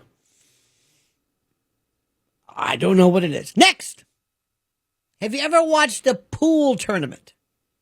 Isn't that relaxing? Have you ever watched that and you're wondering, what am I doing? Why am I? And I like that guy from was it the Philippines? The greatest ever, Ephraim. He looks like a mechanic. He looks like one of those guys. You ever see it like in New York? You'll be driving and you can get your car fixed. You just pull over the side road and these people come out and change your tire. I don't know where they're from. How do they do? He looks like one of those people, but he's the greatest, whatever. And then all of a sudden people are wearing gloves. Have you seen how now pool players are wearing gloves? Wait a minute, that's not right. Just like sometimes guitar players are playing gloves. And I'm bringing this to your attention. I'm bringing this to your attention because this is my life. I love noticing random things, which are of tremendous sources of fascination. Our number is 800-848-9222. And here's the question I've got to ask regarding Epstein, because I'm sorry, I would be remiss if I didn't mention this, all right? Does anybody have any information that there was ever anyone who was the victim of, listen to me, either extortion, blackmail, or a honey pot, as it were? Is there anyone? Well, listen to what I'm saying. Because people are saying, well, obviously what this was about was this was an extortion ring. Obviously what this was a collection of information and data that'll be used against other people. And that's what all these cameras were. You see, because the whole Epstein thing was an extortion okay, fine. Here's my question. Is there any evidence that you have where anybody's ever said, yes, that happened? Do we have any evidence of any girl, any woman, any youngster, anybody who says, yes, I was told specifically to engage in this particular behavior? They pointed out the secret camera. They told me to make sure that remains clear so that I can enjoy or we can engage in this particular behavior. Is there anybody anywhere who said that they had a business dealing that was somehow either accelerated or pushed, threatening to release? It's a very critical question because everybody is saying, without a doubt, repeatedly, they are saying 100% that this was an extortion operation. Not black bag. Well, maybe black, but honeypot. Stupid question. I know you're going to say, well, yeah. I'm telling you. How do you know? How does anyone know? Next. This is a very important thing for people to understand. Folks will say, aha! It was a Mossad operation. I love that. Everywhere, especially on YouTube, if you watch the YouTube I watch, people are experts. They say, aha! It was Mossad. All right. How do you know this? Well, I just know this. Because I know all about this stuff. Okay. Is that what you think? Absolutely. Why? Because they were all connected to Israel, and therefore it's an Israel. Okay, all right. It's not far-fetched. But here's my question. Number one, do you believe that Mossad's pretty good at this collection stuff? Absolutely. The best, one of the best, certainly very good at this. Okay. So you think they're pretty good at this? Absolutely. They're known for this. All right. What do you think will be the likelihood of their allowing years and years and decades of hard drives and thumb drives and videos to be accumulated before they were seized in an FBI search? Remember that when the 71st when the mansion was hit, and the FBI came and they're bringing in all this stuff, and Pam Bondi even said, "I've got terabytes." You remember that one? Do you think they would have allowed this to occur? I mean, I'm just saying. I'm asking you a question. You see, sometimes we always say things and we just repeat the same story repeatedly over and over, and we don't ever ask, wait a minute, how do we know what we know?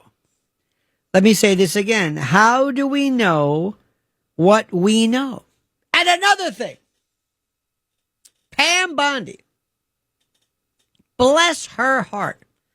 And as you know, in the South, that's not a good thing when somebody says, Blake, you know that Matt Blaze, bless his heart. No, not good. No, you don't want to bless his heart.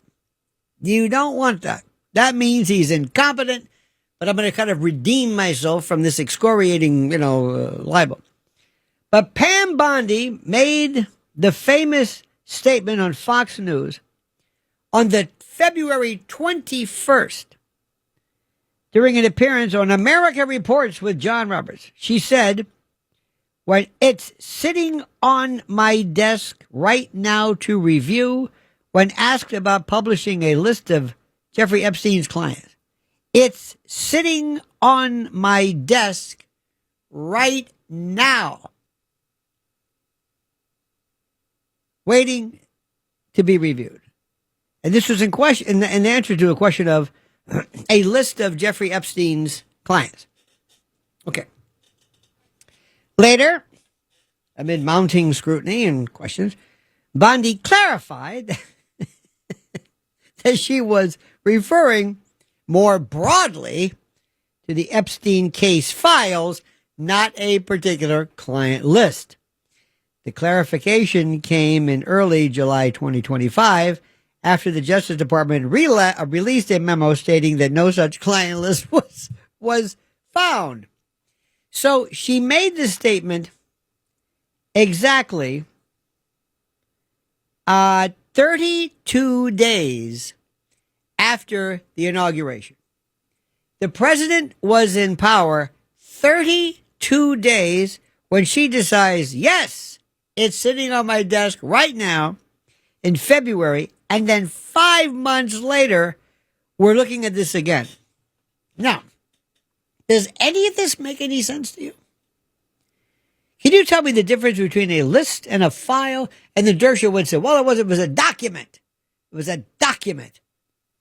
And all of this exploded. Exploded. Stop for a second. Think about what I said. A, we don't have any evidence of any kind of honeypot stuff or, extortion. B, do you think there would be these files that would just be laying around, or these whatever? And 32 days she got into office. They were still unpacking stuff when this unforced or this own goal came about. And the latest one, and I hope you don't mind me saying this, but I have to tell you this. And it's late at night, so I can talk to you about this. Did you hear the latest controversy regarding the president and his doodle? Apparently in 2003, I think it was 2003, Ghislaine Maxwell. Why Ghislaine why this is so difficult for people to explain, or to pronounce. Anyway, she decided to make a leather-bound book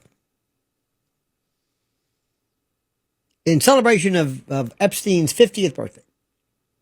Okay? Okay. And in the course of this,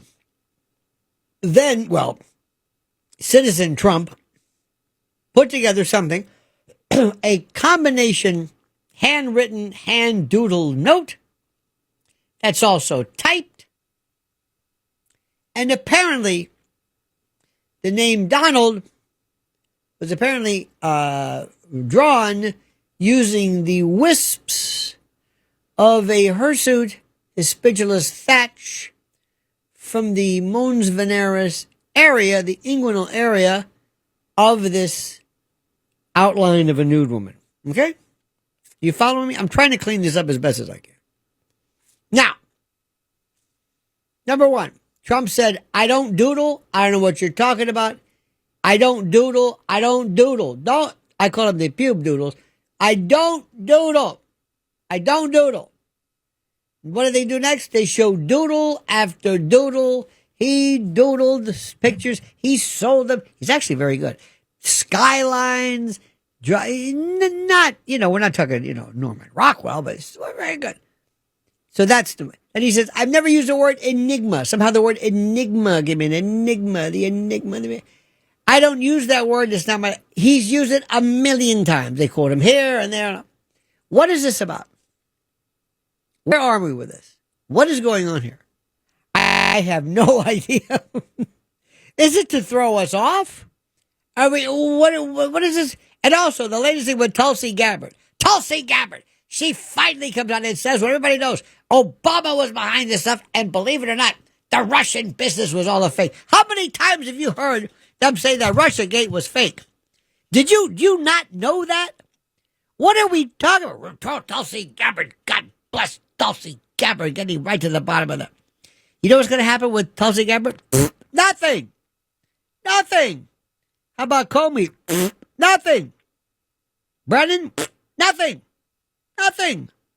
We announced this stuff, so we keep spinning our wheels. So just think what I've just been through. I just told you all this stuff. This, the tape, and the honey butter, then extortion, and Tulsi Gabbard, and this, and the doodles, and the pubic hair. What does all this mean? Nothing. It's nothing. And the best part is the Democrats are saying nothing about Epstein. Isn't that interesting? They don't say anything about it. Why? Oh. So if this makes sense to you, because if I'm the president's attorney general, you're not going to hear anything from me. Nothing. You're not even going to know I'm there. You're not going to know I'm there. All of a sudden, you're going to be, imagine this. Imagine. You're going to be somewhere, and all of a sudden, you hear this. Breaking news. Dateline Chappaqua. Helicopters flying over. Hillary Clinton has been taken into custody by federal authorities. This is not happening right now. This is not. I'm not going to do a War of the Worlds here, Mercury Theater. But Hillary Clinton is taken into custody at 4:00 in the morning. I want him to be a Roger Stone 4:00 in the morning ninja attack, maybe with CNN standing by. But I want her to be taken out in cuffs at 4 in the morning and brought immediately to the Southern District of New York, maybe the FBI office, where she's processed and released on her own recognizance, which is fine. She has a mugshot at 4 in the morning, so she looks like she just woke up. And then we proceed. Then I will appear. I'm your attorney general. And what do I say? Nothing. I say, as you know, Mrs. Clinton is presumed innocent. We will allow the process to continue. I'm going to do all of my speaking in a tribunal of competent jurisdiction. I'm not going to use this right now, nor will I appear on any show on Fox News or Newsmax or nothing. You'll never hear from me. Never. Then we hear breaking news. James Comey, John Brennan have been arrested, taken into custody by authorities for blah, blah, blah. And then you will hear and you will say, oh my God, but that's not what they do. What Pam Bondi and the DOJ does, and Kash Patel and Dan Bongino. By the way, did Dan Bongino quit yet? Everybody said, I'm going to quit. He's a wimp. Anyway, they talk, they announce Tulsi Gabbard, and then nothing happens. If you make me your attorney general, I promise you, I will get things done stealthily. Jeffrey Epstein's former lawyer called for Ghislaine Maxwell to be freed from jail and compelled to testify at Congress in the bid to finally dispel the conspiracy theories about a client list plaguing the White House once and for all. Let it go.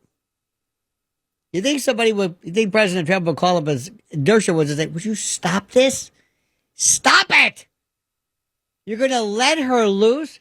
Alan Dershowitz, who has represented Donald Trump, told Newsmax that Maxwell should have her 20-year sentence commuted and appear on Capitol Hill to reveal everything she knows. What if she knows nothing? What if she says, I don't know anything about this? Now, do we let her out? That's it? Do we let her out contingent upon or about her saying something of note? It comes as Trump ordered Attorney General Pam Bondi to release more of the Epstein files related to grand jury testimony about the case. Trump's order came after the backlash, the DOJ's announcement that it is closing its investigation without any further arrests or bringing to light the so-called client list. The decision caused uproar among MAGA loyalists who were hoping any such list would identify figures involved in the Epstein sex trafficking ring. Scrutiny in the case ramped up even further after the Wall Street Journal ran a story claiming the president sent Epstein a bawdy birthday message in 2003. This is nuts. Dershowitz has previously quashed claims that his client ever kept a list and suggested that the latest tranche of documents due to be unsealed is likely to contain any bombshells. Quote, Ghislaine Maxwell is basically serving the sentence that Epstein would have gotten. She should never be in jail for 20 years. What should happen is that she should be freed. Excuse me. The women who claim they were trafficked by her would beg to differ. Remember, her conspiracy, her trafficking, was with Epstein, not anybody else. So you're going to let her go because she shows up to Congress and says, I don't know anything about a list. Because you know and I know what she's concerned about is her family. After her old man, Robert Maxwell, was found that apparently he had a bit of a swimming problem. Now, can I just say something? This is what I would do. I would, if I were President Trump, I said, I want everybody to come here. Automatic, everybody. Pam, Bondi, Cash, everybody here? Everybody here? Bring in Dershowitz. Al, come on, have a seat. Anybody else here? Anybody else? Okay. Everybody here? Good. Close the door. Okay. If any of you say the name Epstein, even if you refer to great moments in Welcome Back Kotter at 30 past the hour, I will personally have you keel-hauled or drawn and quartered or whatever I can do using some common law writ. You're killing me. Pam Bondi, you're killing me. Nobody cared about Epstein. What are you doing? Al, enough. Enough. I mean, if you're going to go on TV, go on OAN. Nobody will know. Just stop this. Stop talking about this. I'm trying to save the country. This thing is over. Whether it's a list, whether it's a black book, whether it's a file, a document, a PDF, a floppy, enough. There is nothing to talk about. The case is over. He's done. It's finished. And who was the one who said that there was no list? He didn't commit suicide. I mean, this is just nuts. Unless you can show me that Trump is somehow this genius who knows 4D chess and he's putting this together in these wild machinations. You know, he's doing this on no, there's no doing. It's stupid. I don't understand it. Honest to God, I don't even understand it. I don't understand. And do you understand any of his controversies? This pube doodle, this latest case, what is that? Does this make any sense to you? Everybody else, we know exactly what they do. We know exactly what Obama did. We know exactly what Comey did. We know exactly what Brennan did. We know exactly what Hillary Clinton did. And they're charged with nothing. Trump is charged with, this is my favorite. Number one, remember the E. Jean Carroll case? Oh, what a disaster that was. Oh, my God, that was remember when they were basically putting this woman on E. Jean Carroll? Look, I wasn't there. But the whole idea was that she was at Bergdorf Goodman. Yeah, right. Okay, that's a good, yeah, I'm buying that story. Sure, absolutely. That's Trump for you. Hey, I gotta have you now. What? In Bergdorf Goodman. But you live across the street. I don't care. Call me wacky. I am so aroused, so crazed by this savagery I feel, this sexual excitation and tumescence. I must do it now. What's available? Well, there's that dressing room. That'll do. Come on, let's go. Hey. And you know, he walked the most recognizable man probably in New York is going to walk into Bergdorf Goldberg. Who's that? You know, it looks like Donald Trump. What's he doing? He's going back into that room with that woman. All of a sudden, he hears, you hear like, you know, fur flying and furniture flying, and then they come out, their hair messed. And I mean, okay, the jury, I wasn't there. The jury was there. Okay, fine. That was the first case. That was a civil case. All right. Remember when the victim, E. Jean Carroll was on, was it MSDNC with Rachel? Remember that one? Do we have that one? She says, Rachel, you want to, we'll get you a car or a motorcycle, a new closet. And her lawyer, Kaplan, was saying, that's enough. This was a bad idea. And she was just bouncing off the wall. She was like, I mean, whoever said, this is a great idea. Let's go on Rachel Maddow and gloat about you having been successful in basically being successful in a civil rape case. It was the worst. No sense. But nobody cared really. All right, so that was his first one. All right, that was the first one. Oh, you have it? Yeah, listen to this one. Listen to this. You've talked about using some of Trump's money you're about to get to help shore up women's rights. Do you know what that might be, what that might look like? Yes, Rachel. Yes. Tell me. I had such great ideas for all the good I'm going to do with this money. First thing, Rachel, you and I are going to go shopping. We're going to get completely new wardrobes, new shoes, motorcycle for Crowley, new fishing rod for Robbie. Rachel, what do you want? Penthouse? It's yours, Nothing. Rachel. This Penthouse is a rape and, victim. France? You want France? You want to go fishing in France? No? Oh. All right. Okay. Here's Rachel with that laugh. That cackle. Although if me fishing in France could do something for women's rights, I would take the hit. You know, I would obviously take one for the team. All right, let me. Hang on. Now her lawyer, Kaplan, at the time, was just cringing, like, "What am I doing here? What am I doing?"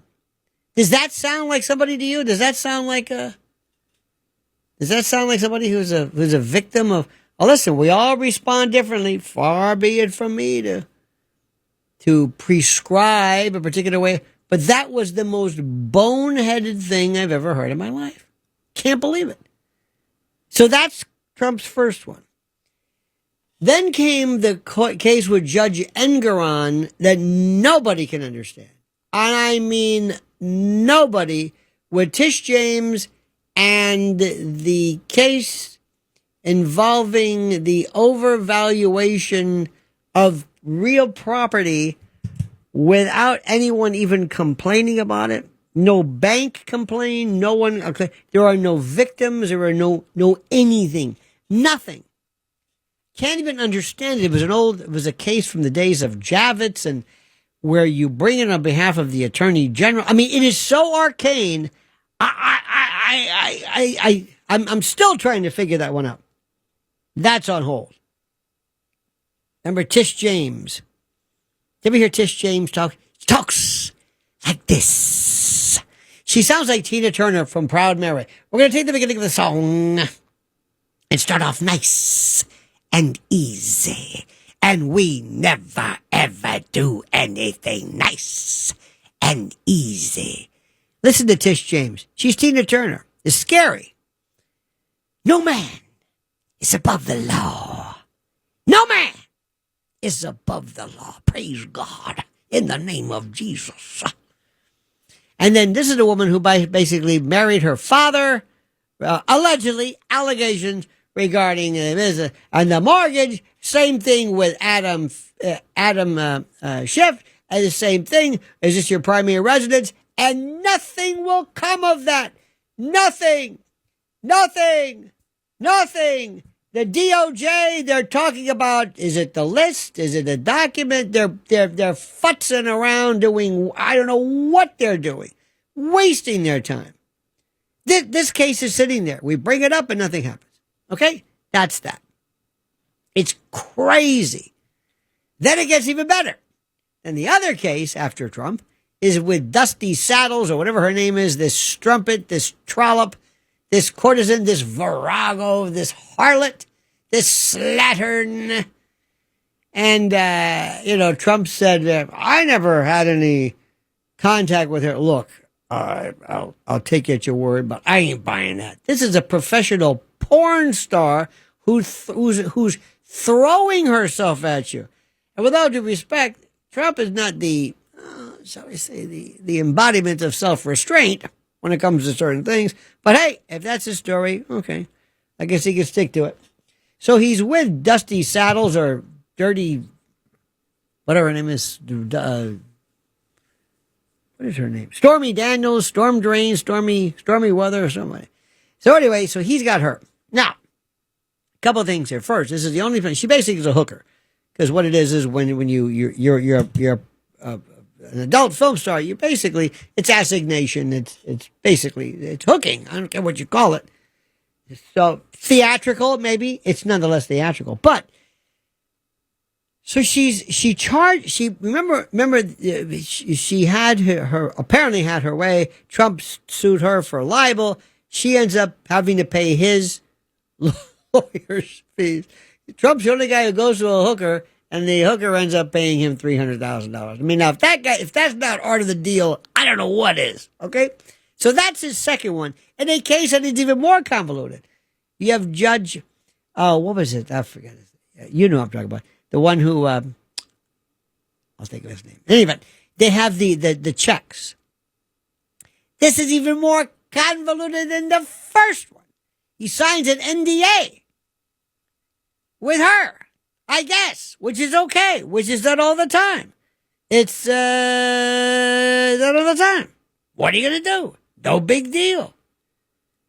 But yet apparently that was being done in order to defraud the election. How? And then through some kind of weird machination, they decide to break it up into 37 counts of, I swear to you, I have no idea of where that came from. And the jury came back in like 3 seconds. They're like, what? What does this even mean? It doesn't, nobody, all right, so that's what they did. They didn't, but they don't care about Trump. There's no case, and they're always successful. They were going to bring, they got him on 2 impeachments, and they were going to bring an emoluments case against him. Quick, for $10,000 in a new car, what the hell's an emolument? Nobody knows, right? Gifts to the, I think in the old days it was a prohibition against giving regal titles or whatever. Anyway, they went after him and his family. They went after Ivanka's patents and her. I mean, there's nothing. They're after Mar-a-Lago. They went to Melania's underwear drawer. They're doing this, and they've got. Remember this ridiculously stupid file. There was no files, nothing. And this president, if there's one thing, if somebody would say, if you have one bit of advice, president, I would tell him this. You have got to get vicious. You're not ruthless. You don't have it. These people are proving you they are the most violent in terms of their activities. They are ruthless. They are without surcease. Nothing gets in the way. And what are you doing? You and Pam Bondi and Cash, you talk a good game. You and Tulsi talk. You don't do anything. You haven't charged anybody. A couple of judges, maybe for helping out, hiding people in violation of ICE practices. You don't do anything. You don't have it. You're not vicious. 3 things you said you were going to do in 2016. Drain the swamp, build a wall, and lock her up. I guess you built the wall, part of it. Maybe we haven't given up. Maybe border crossings. I don't know. We just don't talk about that anymore. We just don't talk about it. The wall, the beautiful wall. We got to go to the wall. Okay, fine. Drain the swamp. Forget that. That's just a figure of speech. And lock her up? Nothing. What is the matter? Let's go back to the phones, back to the fun. Tom in the Bronx. Tom, you're on the other side of midnight with Lionel. Wow, that was great, Lionel. You know, I was thinking about people falsely accused, like those lacrosse three. Yes. Whose lives were destroyed, but they all got $20 million apiece. And the woman who was at the center of the false accusation got no time at all. Years later, she murdered her boyfriend and got 14 to 20 years. She should have been put in jail. No one gets put in jail for lying. That guy, Mike Nifong, who was a piece of human garbage, right? He pandered to the black voting public, and he withheld exculpatory evidence. This guy didn't. He served 1 day in jail. He should have been put in for 10 years. That Duke lacrosse rape hoax was absolutely so horrible. So horrible. Crystal Magnum. That's her name. She was convicted of sex second. worker. No, she's a kurva and a hooker. She's not a sex worker. They want to try and... Anyway, I get so upset. Well, you should. Anyway. Well, you know, drives me nuts. What's that word, amenable? Amenable? What do you mean? Aminable. It means amenable. When you are concurrent regarding something. I'm amenable to something means I am willing to. I am what have you. No, I'm using the wrong word. It was about these professors, the group of 88, and they refused to retract their remarks. They stuck by it, right? This is how clueless the left is. They prejudge people. That's why I really despise the left. May I say something to you? They are not clueless. They are absolutely, they are incredible. They are so good. They have a viciousness which this president and the Republicans don't have it. They are. No. I would have been, I'm telling you, ready to go immediately before this. Where is this Project 2025? Bring it out. I don't care.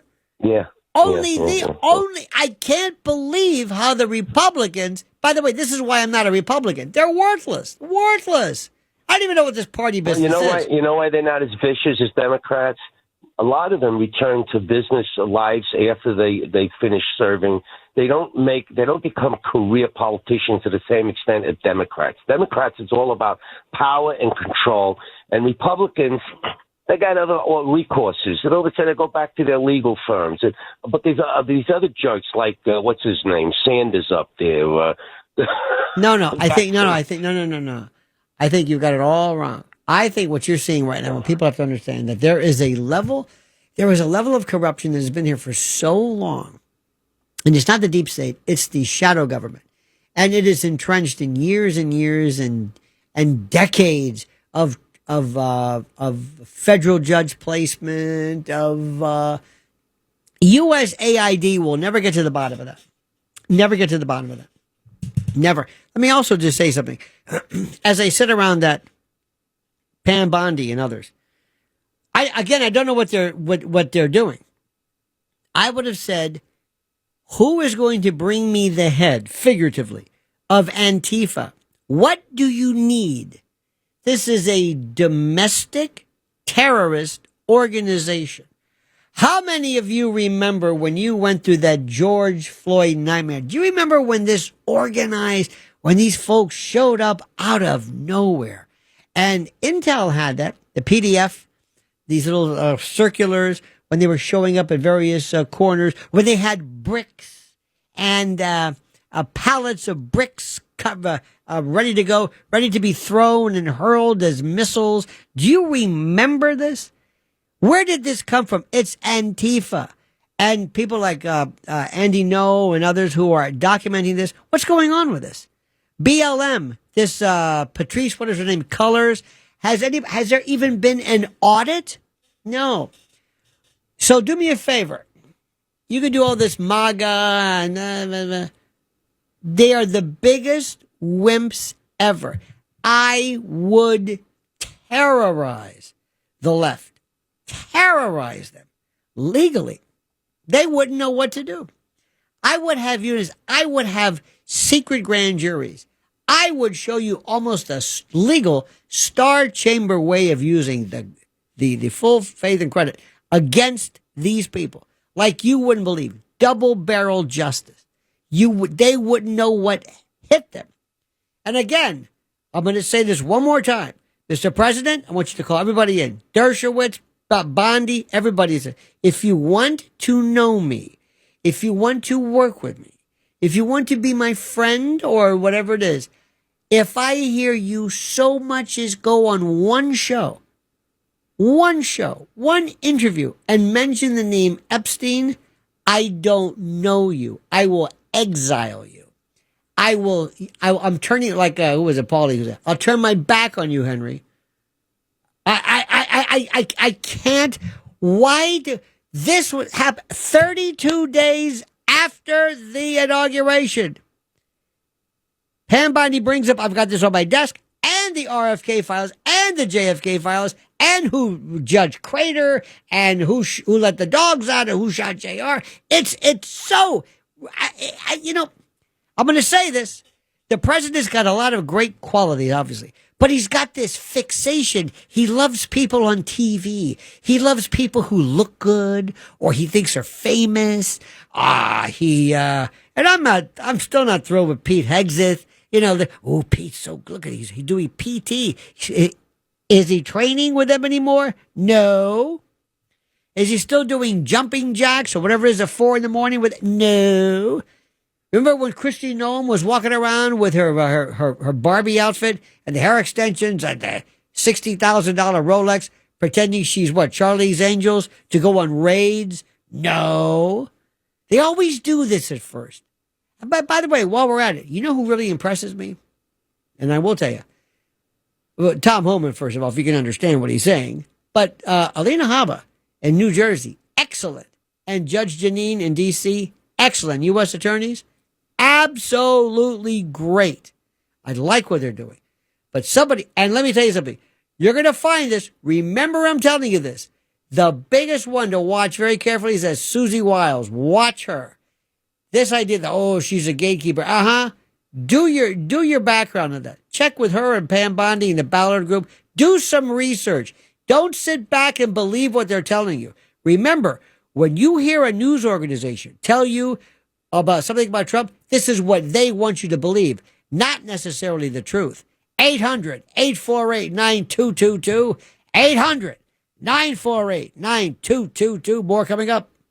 Robert in New York. Robert, you are on the other side of midnight with Lionel. Good morning, Lionel. Yes, Lionel, I got to tell you, first of all, a very, very wise journalist and someone who I considered a friend, even though he's been gone for quite a while, named Barry Farber. Oh, yes. Once said to me, if you are against injustice and chicanery and duplicity and sordidness in locale A, you'd better be against it in B, D, E, J, Q, W, Z. Otherwise, you lose my vote. Right. And I got to tell you, Lionel, listening to this whole business about Epstein and the list and not the list and all the pimps and the whores, Lionel, I feel sordid. I feel like after this call, I'm going to have to go take 6 hours because I feel like I'm being lowered into a vat 100 miles wide and 100 feet deep of excreta and buffalo droppings and everything else. And egesta. Yes. Now, I want to bring back a few things about, I'm going to call him what he is, President Cankersore. Okay? To me, he's Cankersore. Who? Do you remember who is phenomenon? President Cankersore? Yes. Who? Trump. Well, I disagree with that, but go ahead. Okay. You remember the birther fiasco? Oh, did he run with that? And everyone on your radio station ran with that. Did he ever apologize to Obama? No. Has that been disproven? The The birth? What? You're telling me that President Obama was illegitimate? Has it ever been disproven? I don't know, but it never was proven. Is there anything basis? Are you able to tell me that you were 100% satisfied with the fact that President Obama was a natural-born citizen? Are you able to say that? Yes. Really? Now, I want to get to something else. I can't say that. I think it's moot at this point, but I've never been able to say that has been 100% satisfied. Go ahead, sir. One other thing. Mm-hmm. Do you remember a few years ago, let's walk back in history, you remember the Central Park 5? Oh, that was a joke.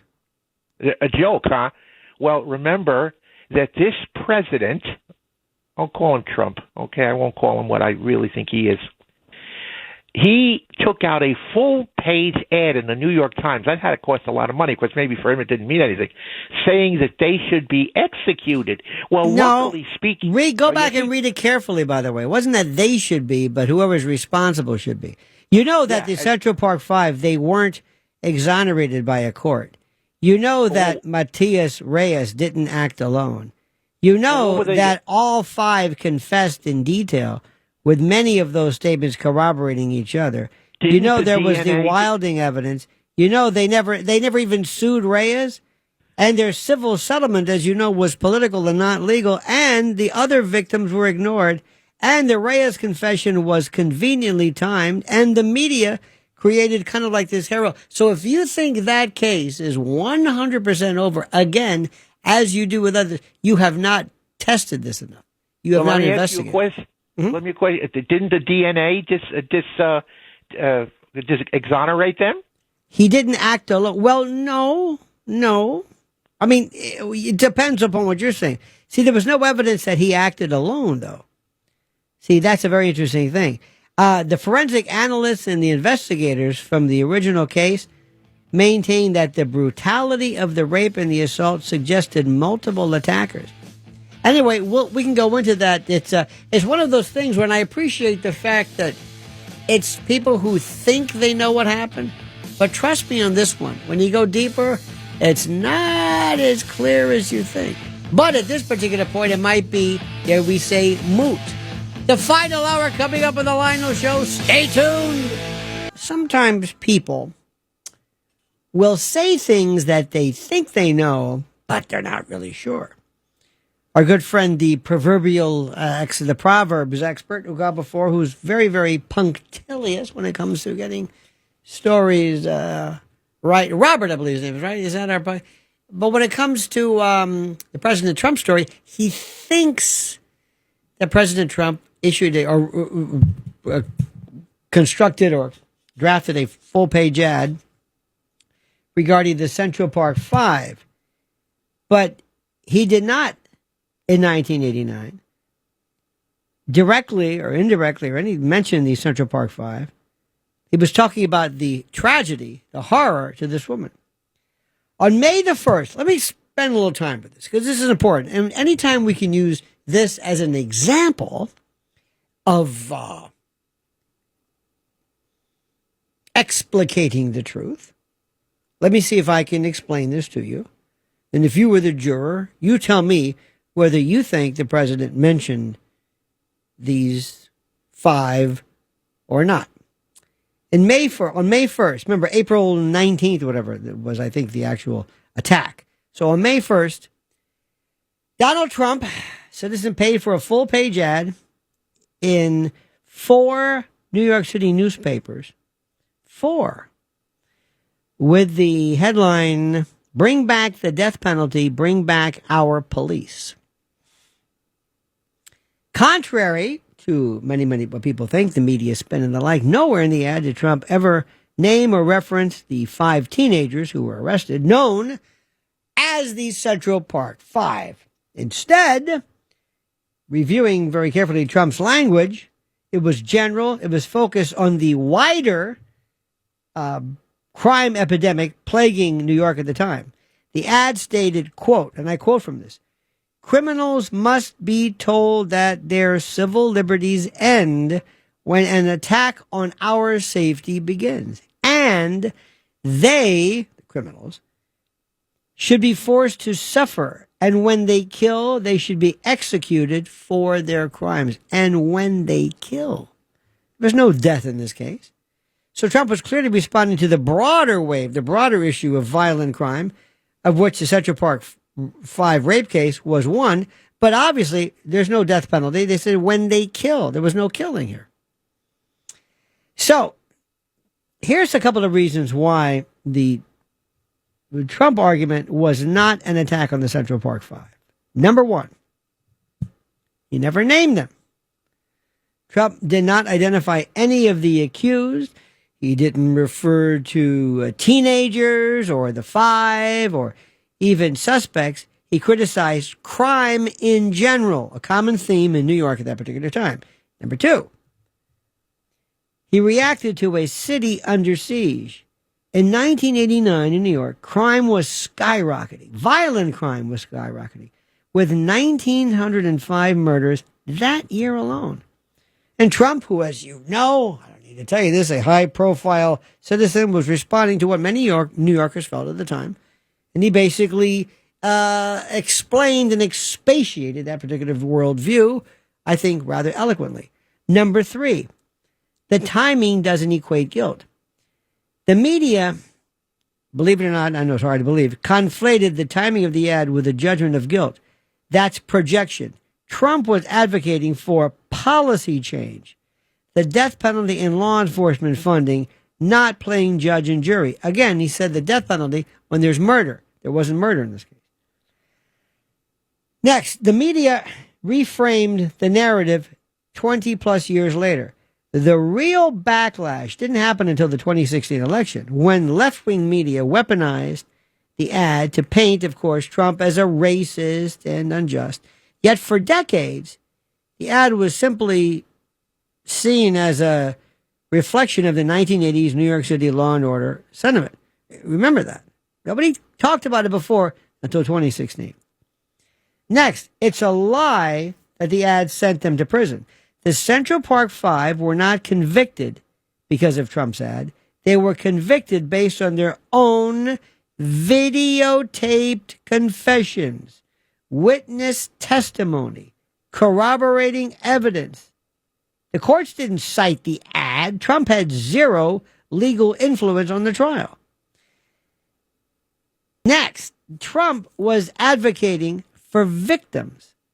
The ad, listen to me carefully, expressly stated the outrage for and regarding victims of violent crime, calling for safety and accountability. Trump didn't say these teens should die. He said murderers and violent criminals should be punished harshly.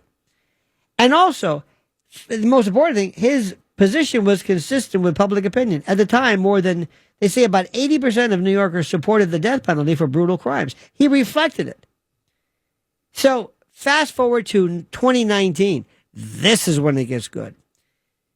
There was this dramatized Netflix production, Ava DuVernay. It was called When They See Us. This was this hyper-dramatized, dramatized Netflix production that blurred fact and fiction, heavily implying that Trump helped railroad 5 innocent boys. The truth? Trump had no legal role, never mentioned them by name, and acted as a private citizen. It goes on and on. The victim, by the way, this victim, her name was Tricia Meili, Meili, M-E-I-L-I, the 28-year-old white investment banker who was out jogging in Central Park, which was tragedy.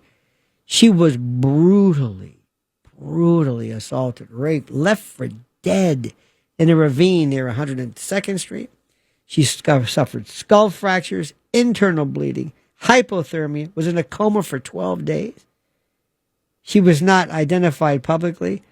Remember at the time, on the evening of the 19th, multiple groups of teenagers roamed the park, assaulting joggers. Remember wilding. And so what I'm trying to say is simply this. And the same thing goes back for when people say about this idea that it was beyond the pale to suggest that President Barack Obama could possibly, that there would exist any indicia, any indication, any evidence whatsoever that perhaps he might not have been a natural born citizen. You don't know the facts of the case. You simply don't know them. And especially with this. When you go back and before you see, we have this idea of kind of thinking in general stuff. We repeat, and you've done the old telephone joke, the trick at parties. We have this ability to rehash and to state and to repeat not what happened, but we repeat what either we last said or what we last heard in a way that comports and is consistent with the reality we want to be true. See, this is, believe me when I tell you this, believe me, when it comes to memory, when it comes to eyewitness testimony in particular, when it comes to what you remember what I told you. How do you know what you know? I have said this, we have gone, there is history that's wrong. There is mythology. And what happens is when you don't like Trump, and I'll be the first one to say, I understand exactly why some people don't like him. I understand completely. That doesn't excuse anything, but I understand. But so great. Did you hear that caller? And he's a good man, by the way. How he felt like he was dipped into this fetid, feculent, rancid cesspool of Egesta and Trump and the Epstein. And you just work yourself into this. And if that's what you want the facts to reflect, that's what your memory will reflect. Your memory will reflect and will validate that which you believe. You have no idea how many times I talk. I ask people I've done this. People think they know. This has nothing to do with Trump, but I was talking to somebody about the Mediterranean diet. They came up the other day. I said, do you know what that is? And they said, no, not really. You know this movie, Superman? Yeah. You know the directors? You know James Gunn? Yeah. Remember what he wrote when he was fired from Disney? Did you ever go back and look at that? Of course not. See, because not only do we remember, but here's the best part. We don't research. My first thing, whatever it is, before I start talking about something, I make sure I go back and look at it. What did they say? What were the quotes? Give me the research. Tell me what happened. Give me the dates. Give me the names. Before I start telling you what I think happened, because sometimes we get things wrong.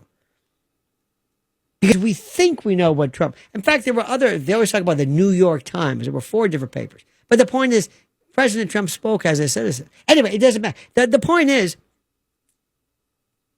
you've got to know what you know. And you got to know that what you know is correct. And that's why I said before, what people know about Epstein, it never ceases to amaze me. There's 2 things, for example. Number 1, when they talk about why they don't think Epstein committed suicide, the most important, I don't care what anybody cares about. Well, his behavior, his affect. At the time, he was in a good mood. No. It's the evidence. It's the evidence. It's the forensic evidence. It's a pathology. It's the hyoid bone. It's the thyroid cartilage. It's the petechial hemorrhaging. It's everything. It's the livor mortis. It's all of those things which a forensic pathologist like Michael Baden would be adducing and asseverating and presenting in trial. Not what you feel. Like, it's kind of unlikely. How about his cellmate at the time? And I go through this. I mentioned this Saturday night at the cutting room. I know it's a comedy, but most people look at me and they say, I didn't know that. It's like, because nobody researches. You've got this phone in your pocket. You've got an iPad. You have the ability to research so deeply, so thoroughly, like you never had before. But we don't teach people to want to do that. We don't. We're not into this. We love the surface level. We like the theme. We like to believe what we want the truth to be. And that is very, very dangerous. And it's not who I am. Is it because I'm law trained? Maybe. But I think it's who I am. And I love to stand corrected. And I also love sometimes to defend people that are seemingly and theoretically my political or intellectual or theoretical or theological adversary. If AOC's right, I'll say it. If Bernie Sanders is right, I'll say it. Just like I'll tell you, Zoran Mamdani is not a communist. He's not a socialist. He's not a Marxist. He's into it's welfare. He's a welfare giveaway. It's a welfare society. It's called a giveaway. It doesn't follow any of the trappings, the rules of anything involving socialism. Is that a defense of him? Hardly. But for God's sakes, with all due respect to socialists and communists, don't ever confuse him with one of theirs, because what he is a maundering dolt. He is created out of central casting. Our number 800-848-9222, 800-948-9222. This is Lionel, and this is the other side of midnight. Let's go back to the phones, back to the fun. Russ, in a magical place called White Plains. You're on the other side of midnight with Lionel.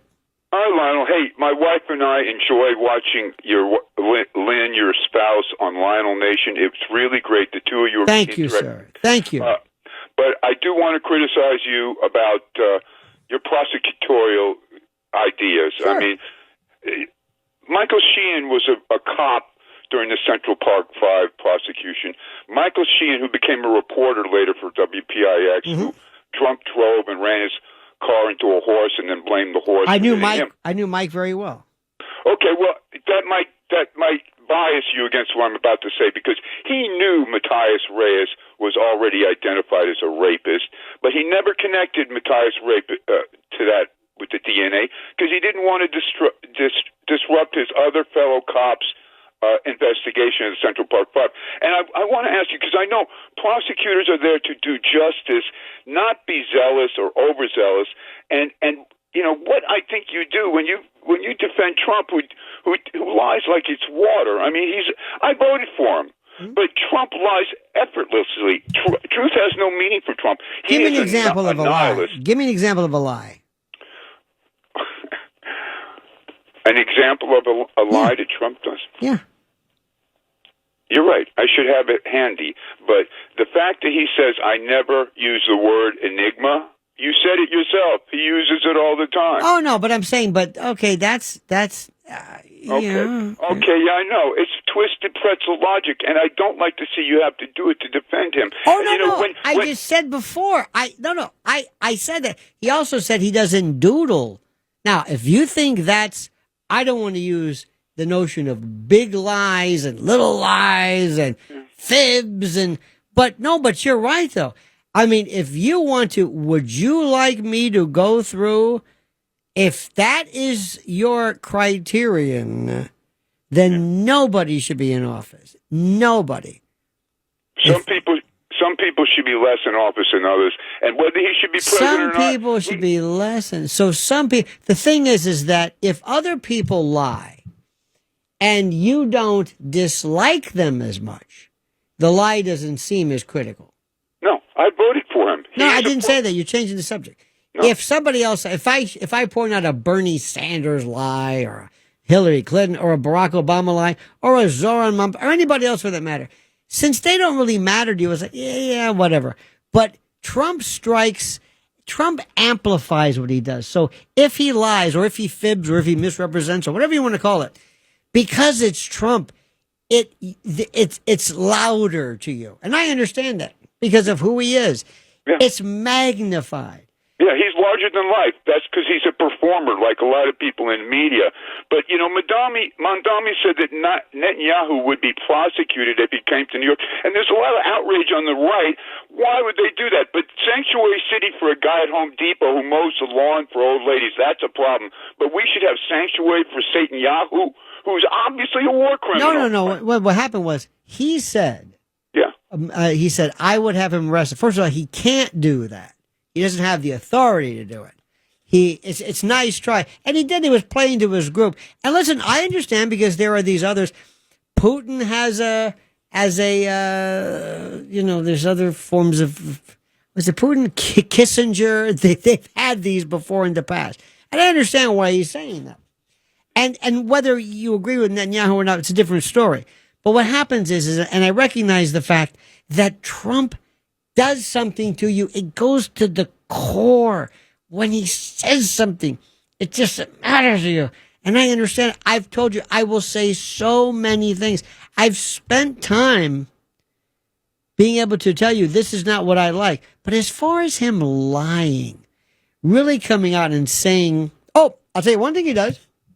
I mean, the first one, it's not really lying, but I'm going to give you this. I'll give you the benefit of the doubt. Changes his mind. Like, for example, one time he said, I think it was Netanyahu. I've had it. That's it. I'm done. Then he said, well, whatever. Same thing with Putin. One time he said, I don't know what's going on with Putin. He's crazy. And then they said, are you aware of the fact that they tried to shoot his helicopter out there? Oh, I didn't know that. Same thing with another guy who I think is a nincompoop, is Marco Rubio. So we can do this, and I can sit and check this lie, misstatement, whatever. Okay, all that, fine. But if you don't like him to begin with, everything he does seems even greater, even more awful and lethal in terms of the anger you feel. I understand that. Believe me when I tell you that. That's exactly what he does. By the way, it's 30 past the hour. Did you know that? It's 30 past the hour. Let's go to Rusty in Queens. Rusty, you're on the other side of midnight with Lionel. Very good show. Listen, remember that documentary with Ken Burns? Yep. How'd that go off? Wasn't this guy a big phony, this Ken Burns? Well, wasn't it his daughter or something? I think it was his daughter who did it. He represents her, whatever. You know, he puts on these documentaries. But that was a farce, I think. I don't know. I'm asking your opinion. You know, I got to do some more research. I'm not sure if I even saw that. I will tell you, though, that is a case which, listen, we can talk about. There is a lot. Believe me, there is so much about who hid what. I'll tell you another case which I thought was really, absolutely, positively, not misprosecuted, but Son of Sam Berkowitz. Did you ever see Maury Terry? Was an old friend of mine. He wrote, the book on Son of Sam. But if you look at the who was it? David Berkowitz's handwriting, and it is so glaringly different. I never knew anything about this. It goes to show you, though, Rusty, that the closer you look, the more you pay attention, the more you focus, the more you recognize that maybe we didn't know all there was about it. Again, I think we can't do a cursory kind of a drive-by review of it. I think we need to spend some time. Let's go to Mark in Michigan. Mark, you're on the other side of midnight with Lionel. Hey, listen, I want to tell you, first of all, I think you did a really good job in laying out the Epstein thing the other night. Mm-hmm. I think the real problem I have with this whole trial, or this whole thing, is the very first arrest. And I think you explained that well. Mm-hmm. But I have a real problem with how much you just are constantly apologizing for Trump. You know, it's endless. And you said this guy that he doesn't lie, you know? He was in front of an audience recently, a couple days ago, and he went into a deal about his uncle from MIT, and he said his uncle taught Ted Kaczynski.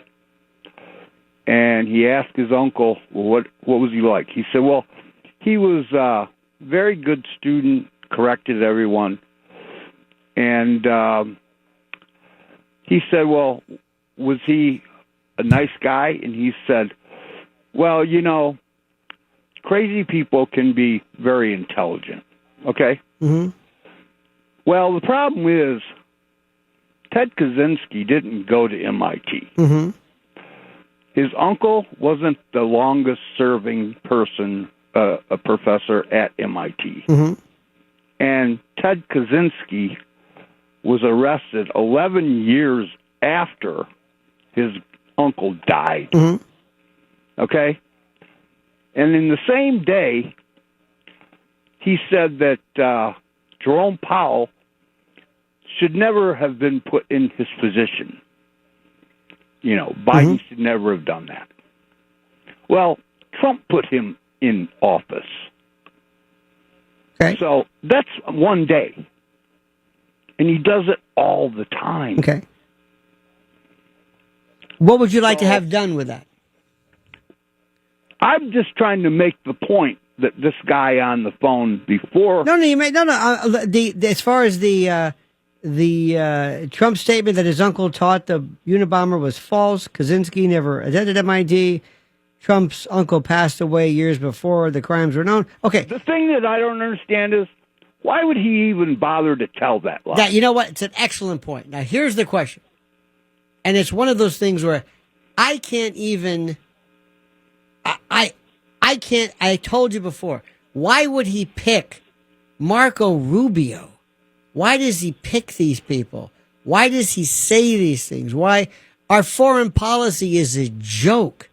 Why this nonsense about I will give you a list of so many things which I am absolutely 100% against. Well, you know, you said something a week or so ago that I was surprised you said that I really agree with. Mm-hmm. They're the people are for show. Yeah. You said that he picks good-looking people, right, for TV, and that's what it is. They're not qualified. I don't think any of the ones he's picked, like Bongino and Kash Patel, and I hate to say it, Pam Bondi, I do. But here is the thing. Now, let's get down to brass tacks. Assuming arguendo, everything you've said is correct. What is my alternative? If he were to run tomorrow, if we could somehow do it again, I would vote for him again. Yeah, but you see, MAGA. Who would you vote for? Who, Mark? Go ahead. If you could pick anybody that would be perfect for you for president, who would it be? I don't know. That's something I'd have. You to think must about have for a long somebody somewhere, a politician you've heard who does not lie, does not prevaricate, does not embellish, does not expand, does not exaggerate. Certainly, somebody must be the exemplar. But who is it? See, that's where it gets crazy. No, but tell me somebody that you've See, that's where it gets crazy, because it's not a matter of someone that doesn't lie. It's a matter of someone that doesn't lie multiple times. Okay, but I'm saying, Mark, one more time. Give me somebody in your life, the most impressive politician. I told you, it's something that I would have to think a long time about. Do you mean to tell me that based upon... I'm telling you that. I don't know. You're saying that out of everybody, nobody has ever stuck out. So what you're saying is, this is not at all atypical. This is not at all out of the ordinary. I'm saying MAGA gives him a pass. No, what I'm saying is... And that's the reason he thinks he's God. Aside from that... This is a man... See, but now you're angry. See, Mark? He said that Mark, in his you're first angry. term, You he are said so... he controlled the United States. Mark, hear what you're saying is... Why is it so... the United States and the world. Okay, why is it so visceral? Why is it? Tell me deep down. I hate liars. Okay, but you can't even explain to me anybody else who's not a liar. It doesn't matter to me. It does matter. If you hate lying liars... about the JFK? If you hate liars, you can't tell me somebody who's not a liar, then you must hate everybody. Is that right? No. I hate him because he's lied since the 1970s. Since the 70s? Since the 70s. 55 years? This man, you want to talk about Epstein? What happened? This man started out with his crap with women in the tabloids in the 1970s. Something. This is not just... What is it deep? Let's go deeper. What is it about him? Not what he said, because other people have lied. Other people have, Bill Clinton. hate liars. You don't bring up Bill Clinton. You don't bring up Barack It pisses Obama. me off every day because he lies. But Bill every Clinton single lied. day. Bill Clinton lied. Barack Obama lied. No. Oh yes. No. Yes. No, not like this. What? Yes, they have. Yes, Every they have. day. No, Mark. Nobody lies every day. Mark, what is it about? You're not answering my question. I'm not going to answer your question. It's apparently so. And there we have it. Let's go to Joaquin in Pennsylvania. Joaquin, you're on the other side of midnight with Lionel. Lionel, the deep state runs deep. And my problems with the Epstein thing are the unanswered questions. And actually, I was going to question you because, yes, you also bring up the questions of how Epstein committed suicide. And there's nothing that really makes sense. And it's the potpourri of incompetence around everything between Epstein's, alleged suicide and Butler, Pennsylvania. And then you throw in Virginia Giuffre. I can't find where it says how she committed suicide.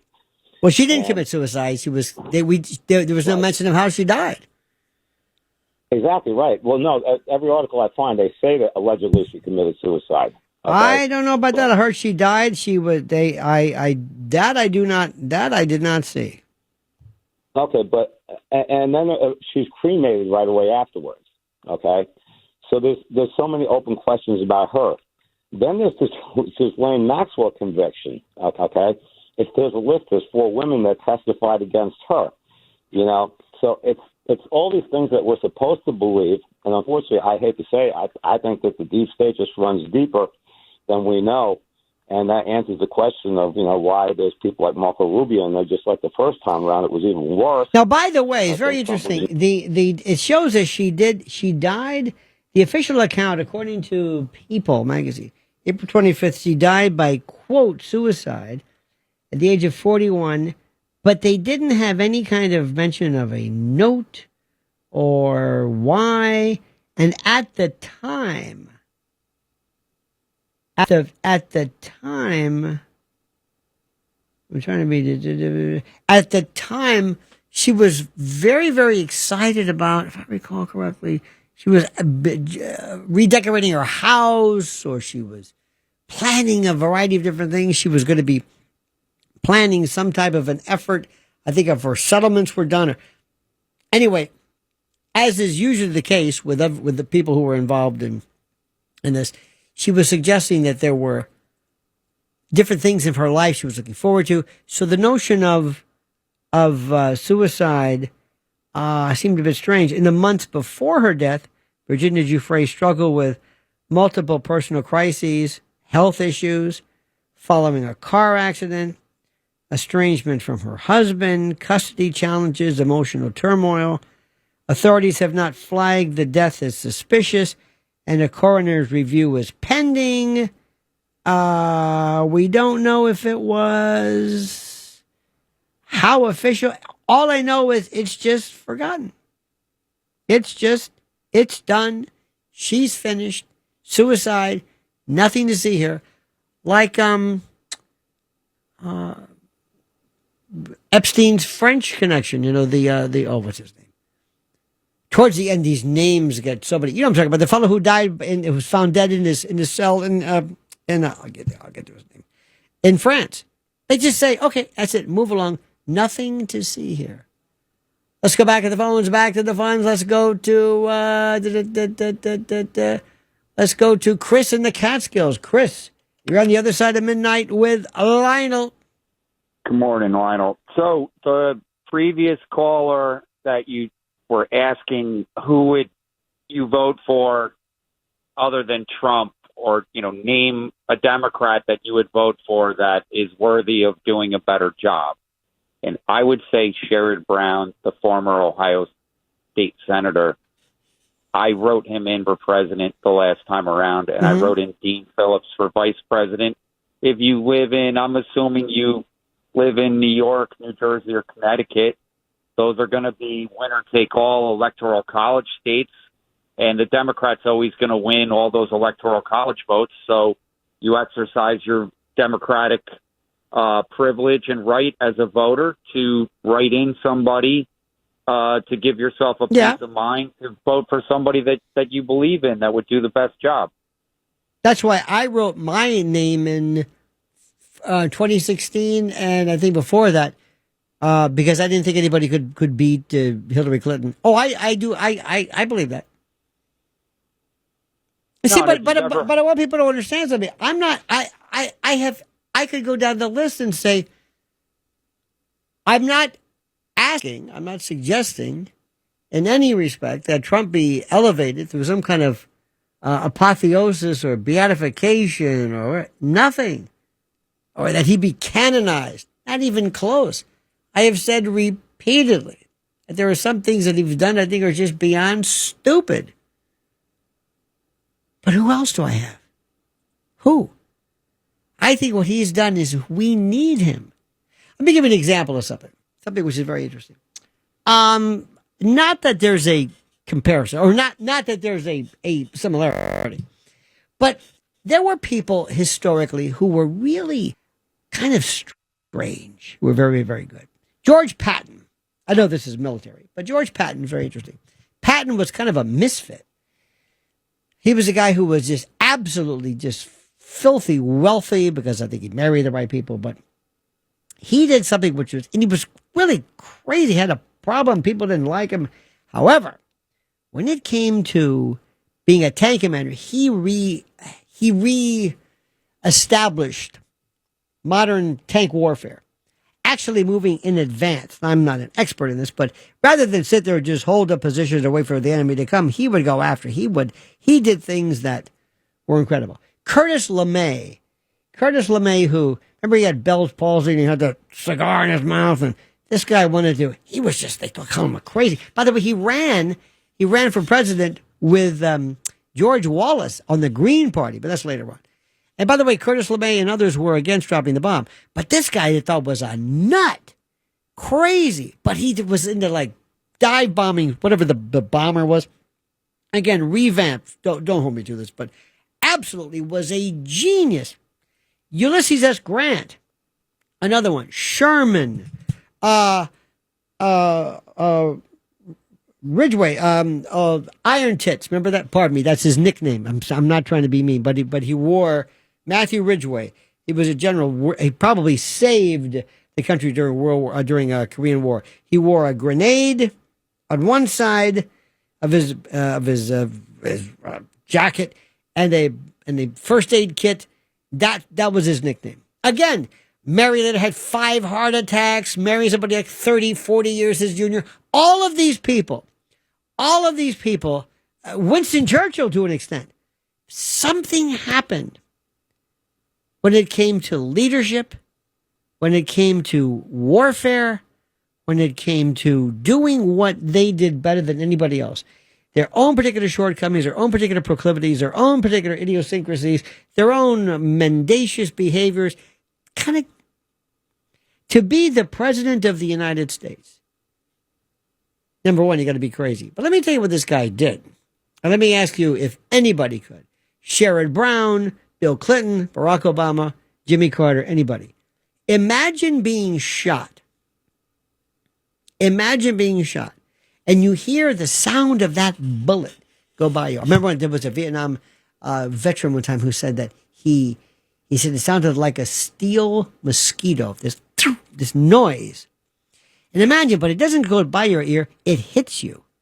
And you are seconds away.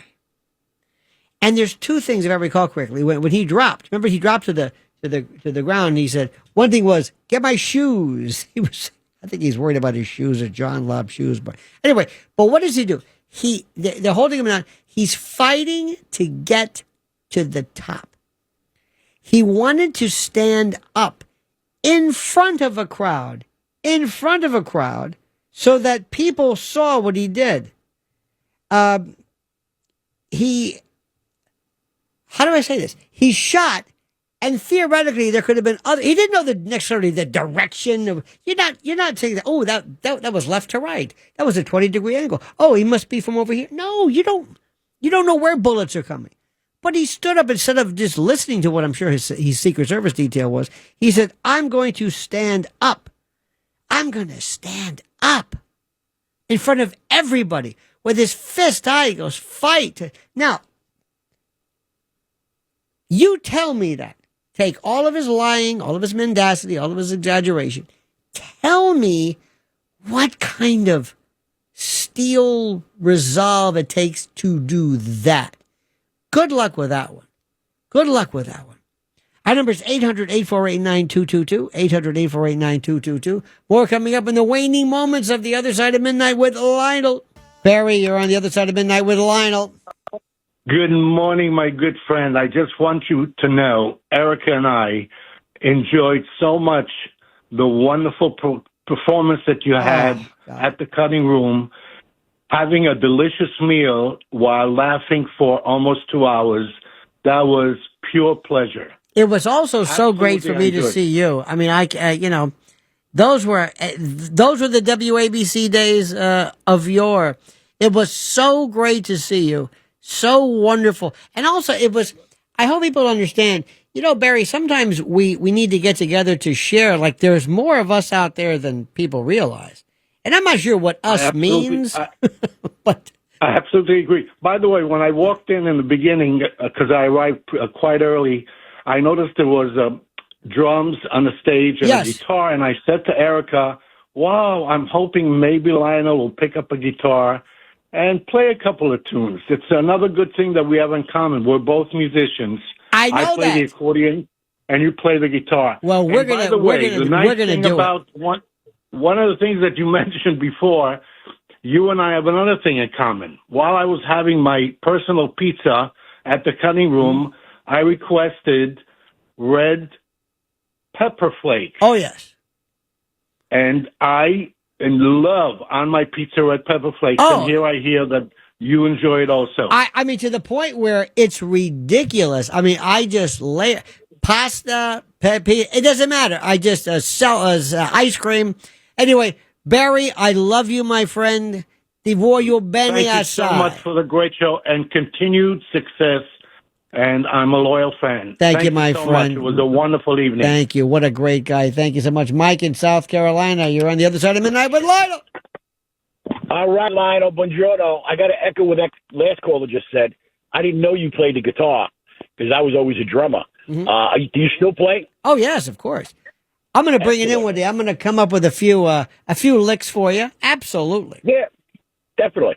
I had a chat with my radio friend yesterday, Pete from Staten Island, and I heard, you just cut it up at the cutting room, man.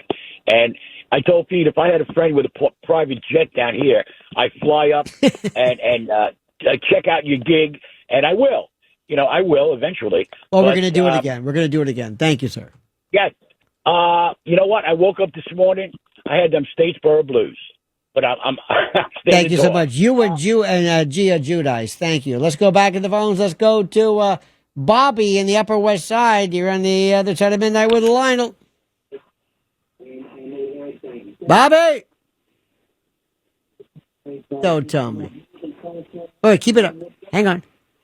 I hear noise in the background. Bobby!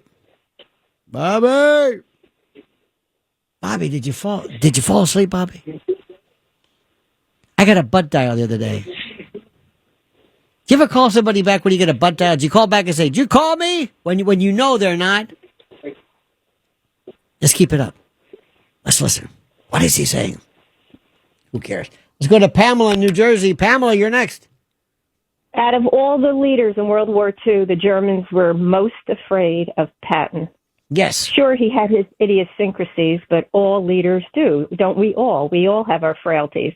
But their positive attitude towards tough situation outweighs all of them. But, but Pamela, one thing I've never said, I'm not an apologist for anybody. And I will tell you that there are some things that President Trump does that I think are just stupid. However, I don't have any other choice. Put it this way. I almost feel like you and I are in a home or in a house. It's on fire. And we look and there's this ladder that's coming up. It's like, wait a minute, we're being saved. And I look down and I'm saying, is he a good man? Is he a moral man? No, he's saving our life. We'll get to that later. Is he good to his wife? Is he that idiot from that CEO with the Coldplay cuts? I don't know. No, he's saving. This is not a beatification. I'm not picking a pope. I don't. And by the by, I would never let this may sound crazy, but I want to hear about performance when it comes regarding the president. The Biden thing, I never cared about what I hate to say it, what Hunter Biden did or his wife. It's what he did as president. As president, his plans, his policies, and that's all. I mean, there's nothing really that deep to it. Let me see. Let's finish off with this one. This will be good. Ron in Michigan, you're the last caller. Ron, make it good. Lionel, my choice for liars. He lied about calling soldiers suckers and losers. Mm-hmm. The person who I would have picked for president, first of all, was Tammy Duckworth. Her lineage goes back to the Revolutionary War. And as far as giving up, she gave up her 2 fine legs today, and she was still conscious and fighting. So you talk about bravery. What does her? I'm saying aside from leadership, I mean that, and I have no reason. I have no reason necessarily to believe or dispute what you're saying. But why are these people necessarily able to be the president? Let me ask you this: what does it take to be the president? What do you really need? What is it? Is it leadership? Is it vision? The answer is yes. It's all of the above. I'm going to say something to you, just so that you're very, very clear about this. I am not suggesting that President Trump is perfect, but he is the best choice. He's my guy. I'm sticking with him, and I wish he'd change a few things here and there, but I don't have anybody else. There is nobody right now who does. And by the way, all you have to do is talk to people from around the world. Let me just stop it right there. Mr. Riff Raff, thank you so much for your expert screening. And Mr. Blaze, thank you for your absolutely punctilious attention to detail. This is Lionel with you, reminding you, as we always say, the monkey's dead, the show's over, sue ya. Da-da.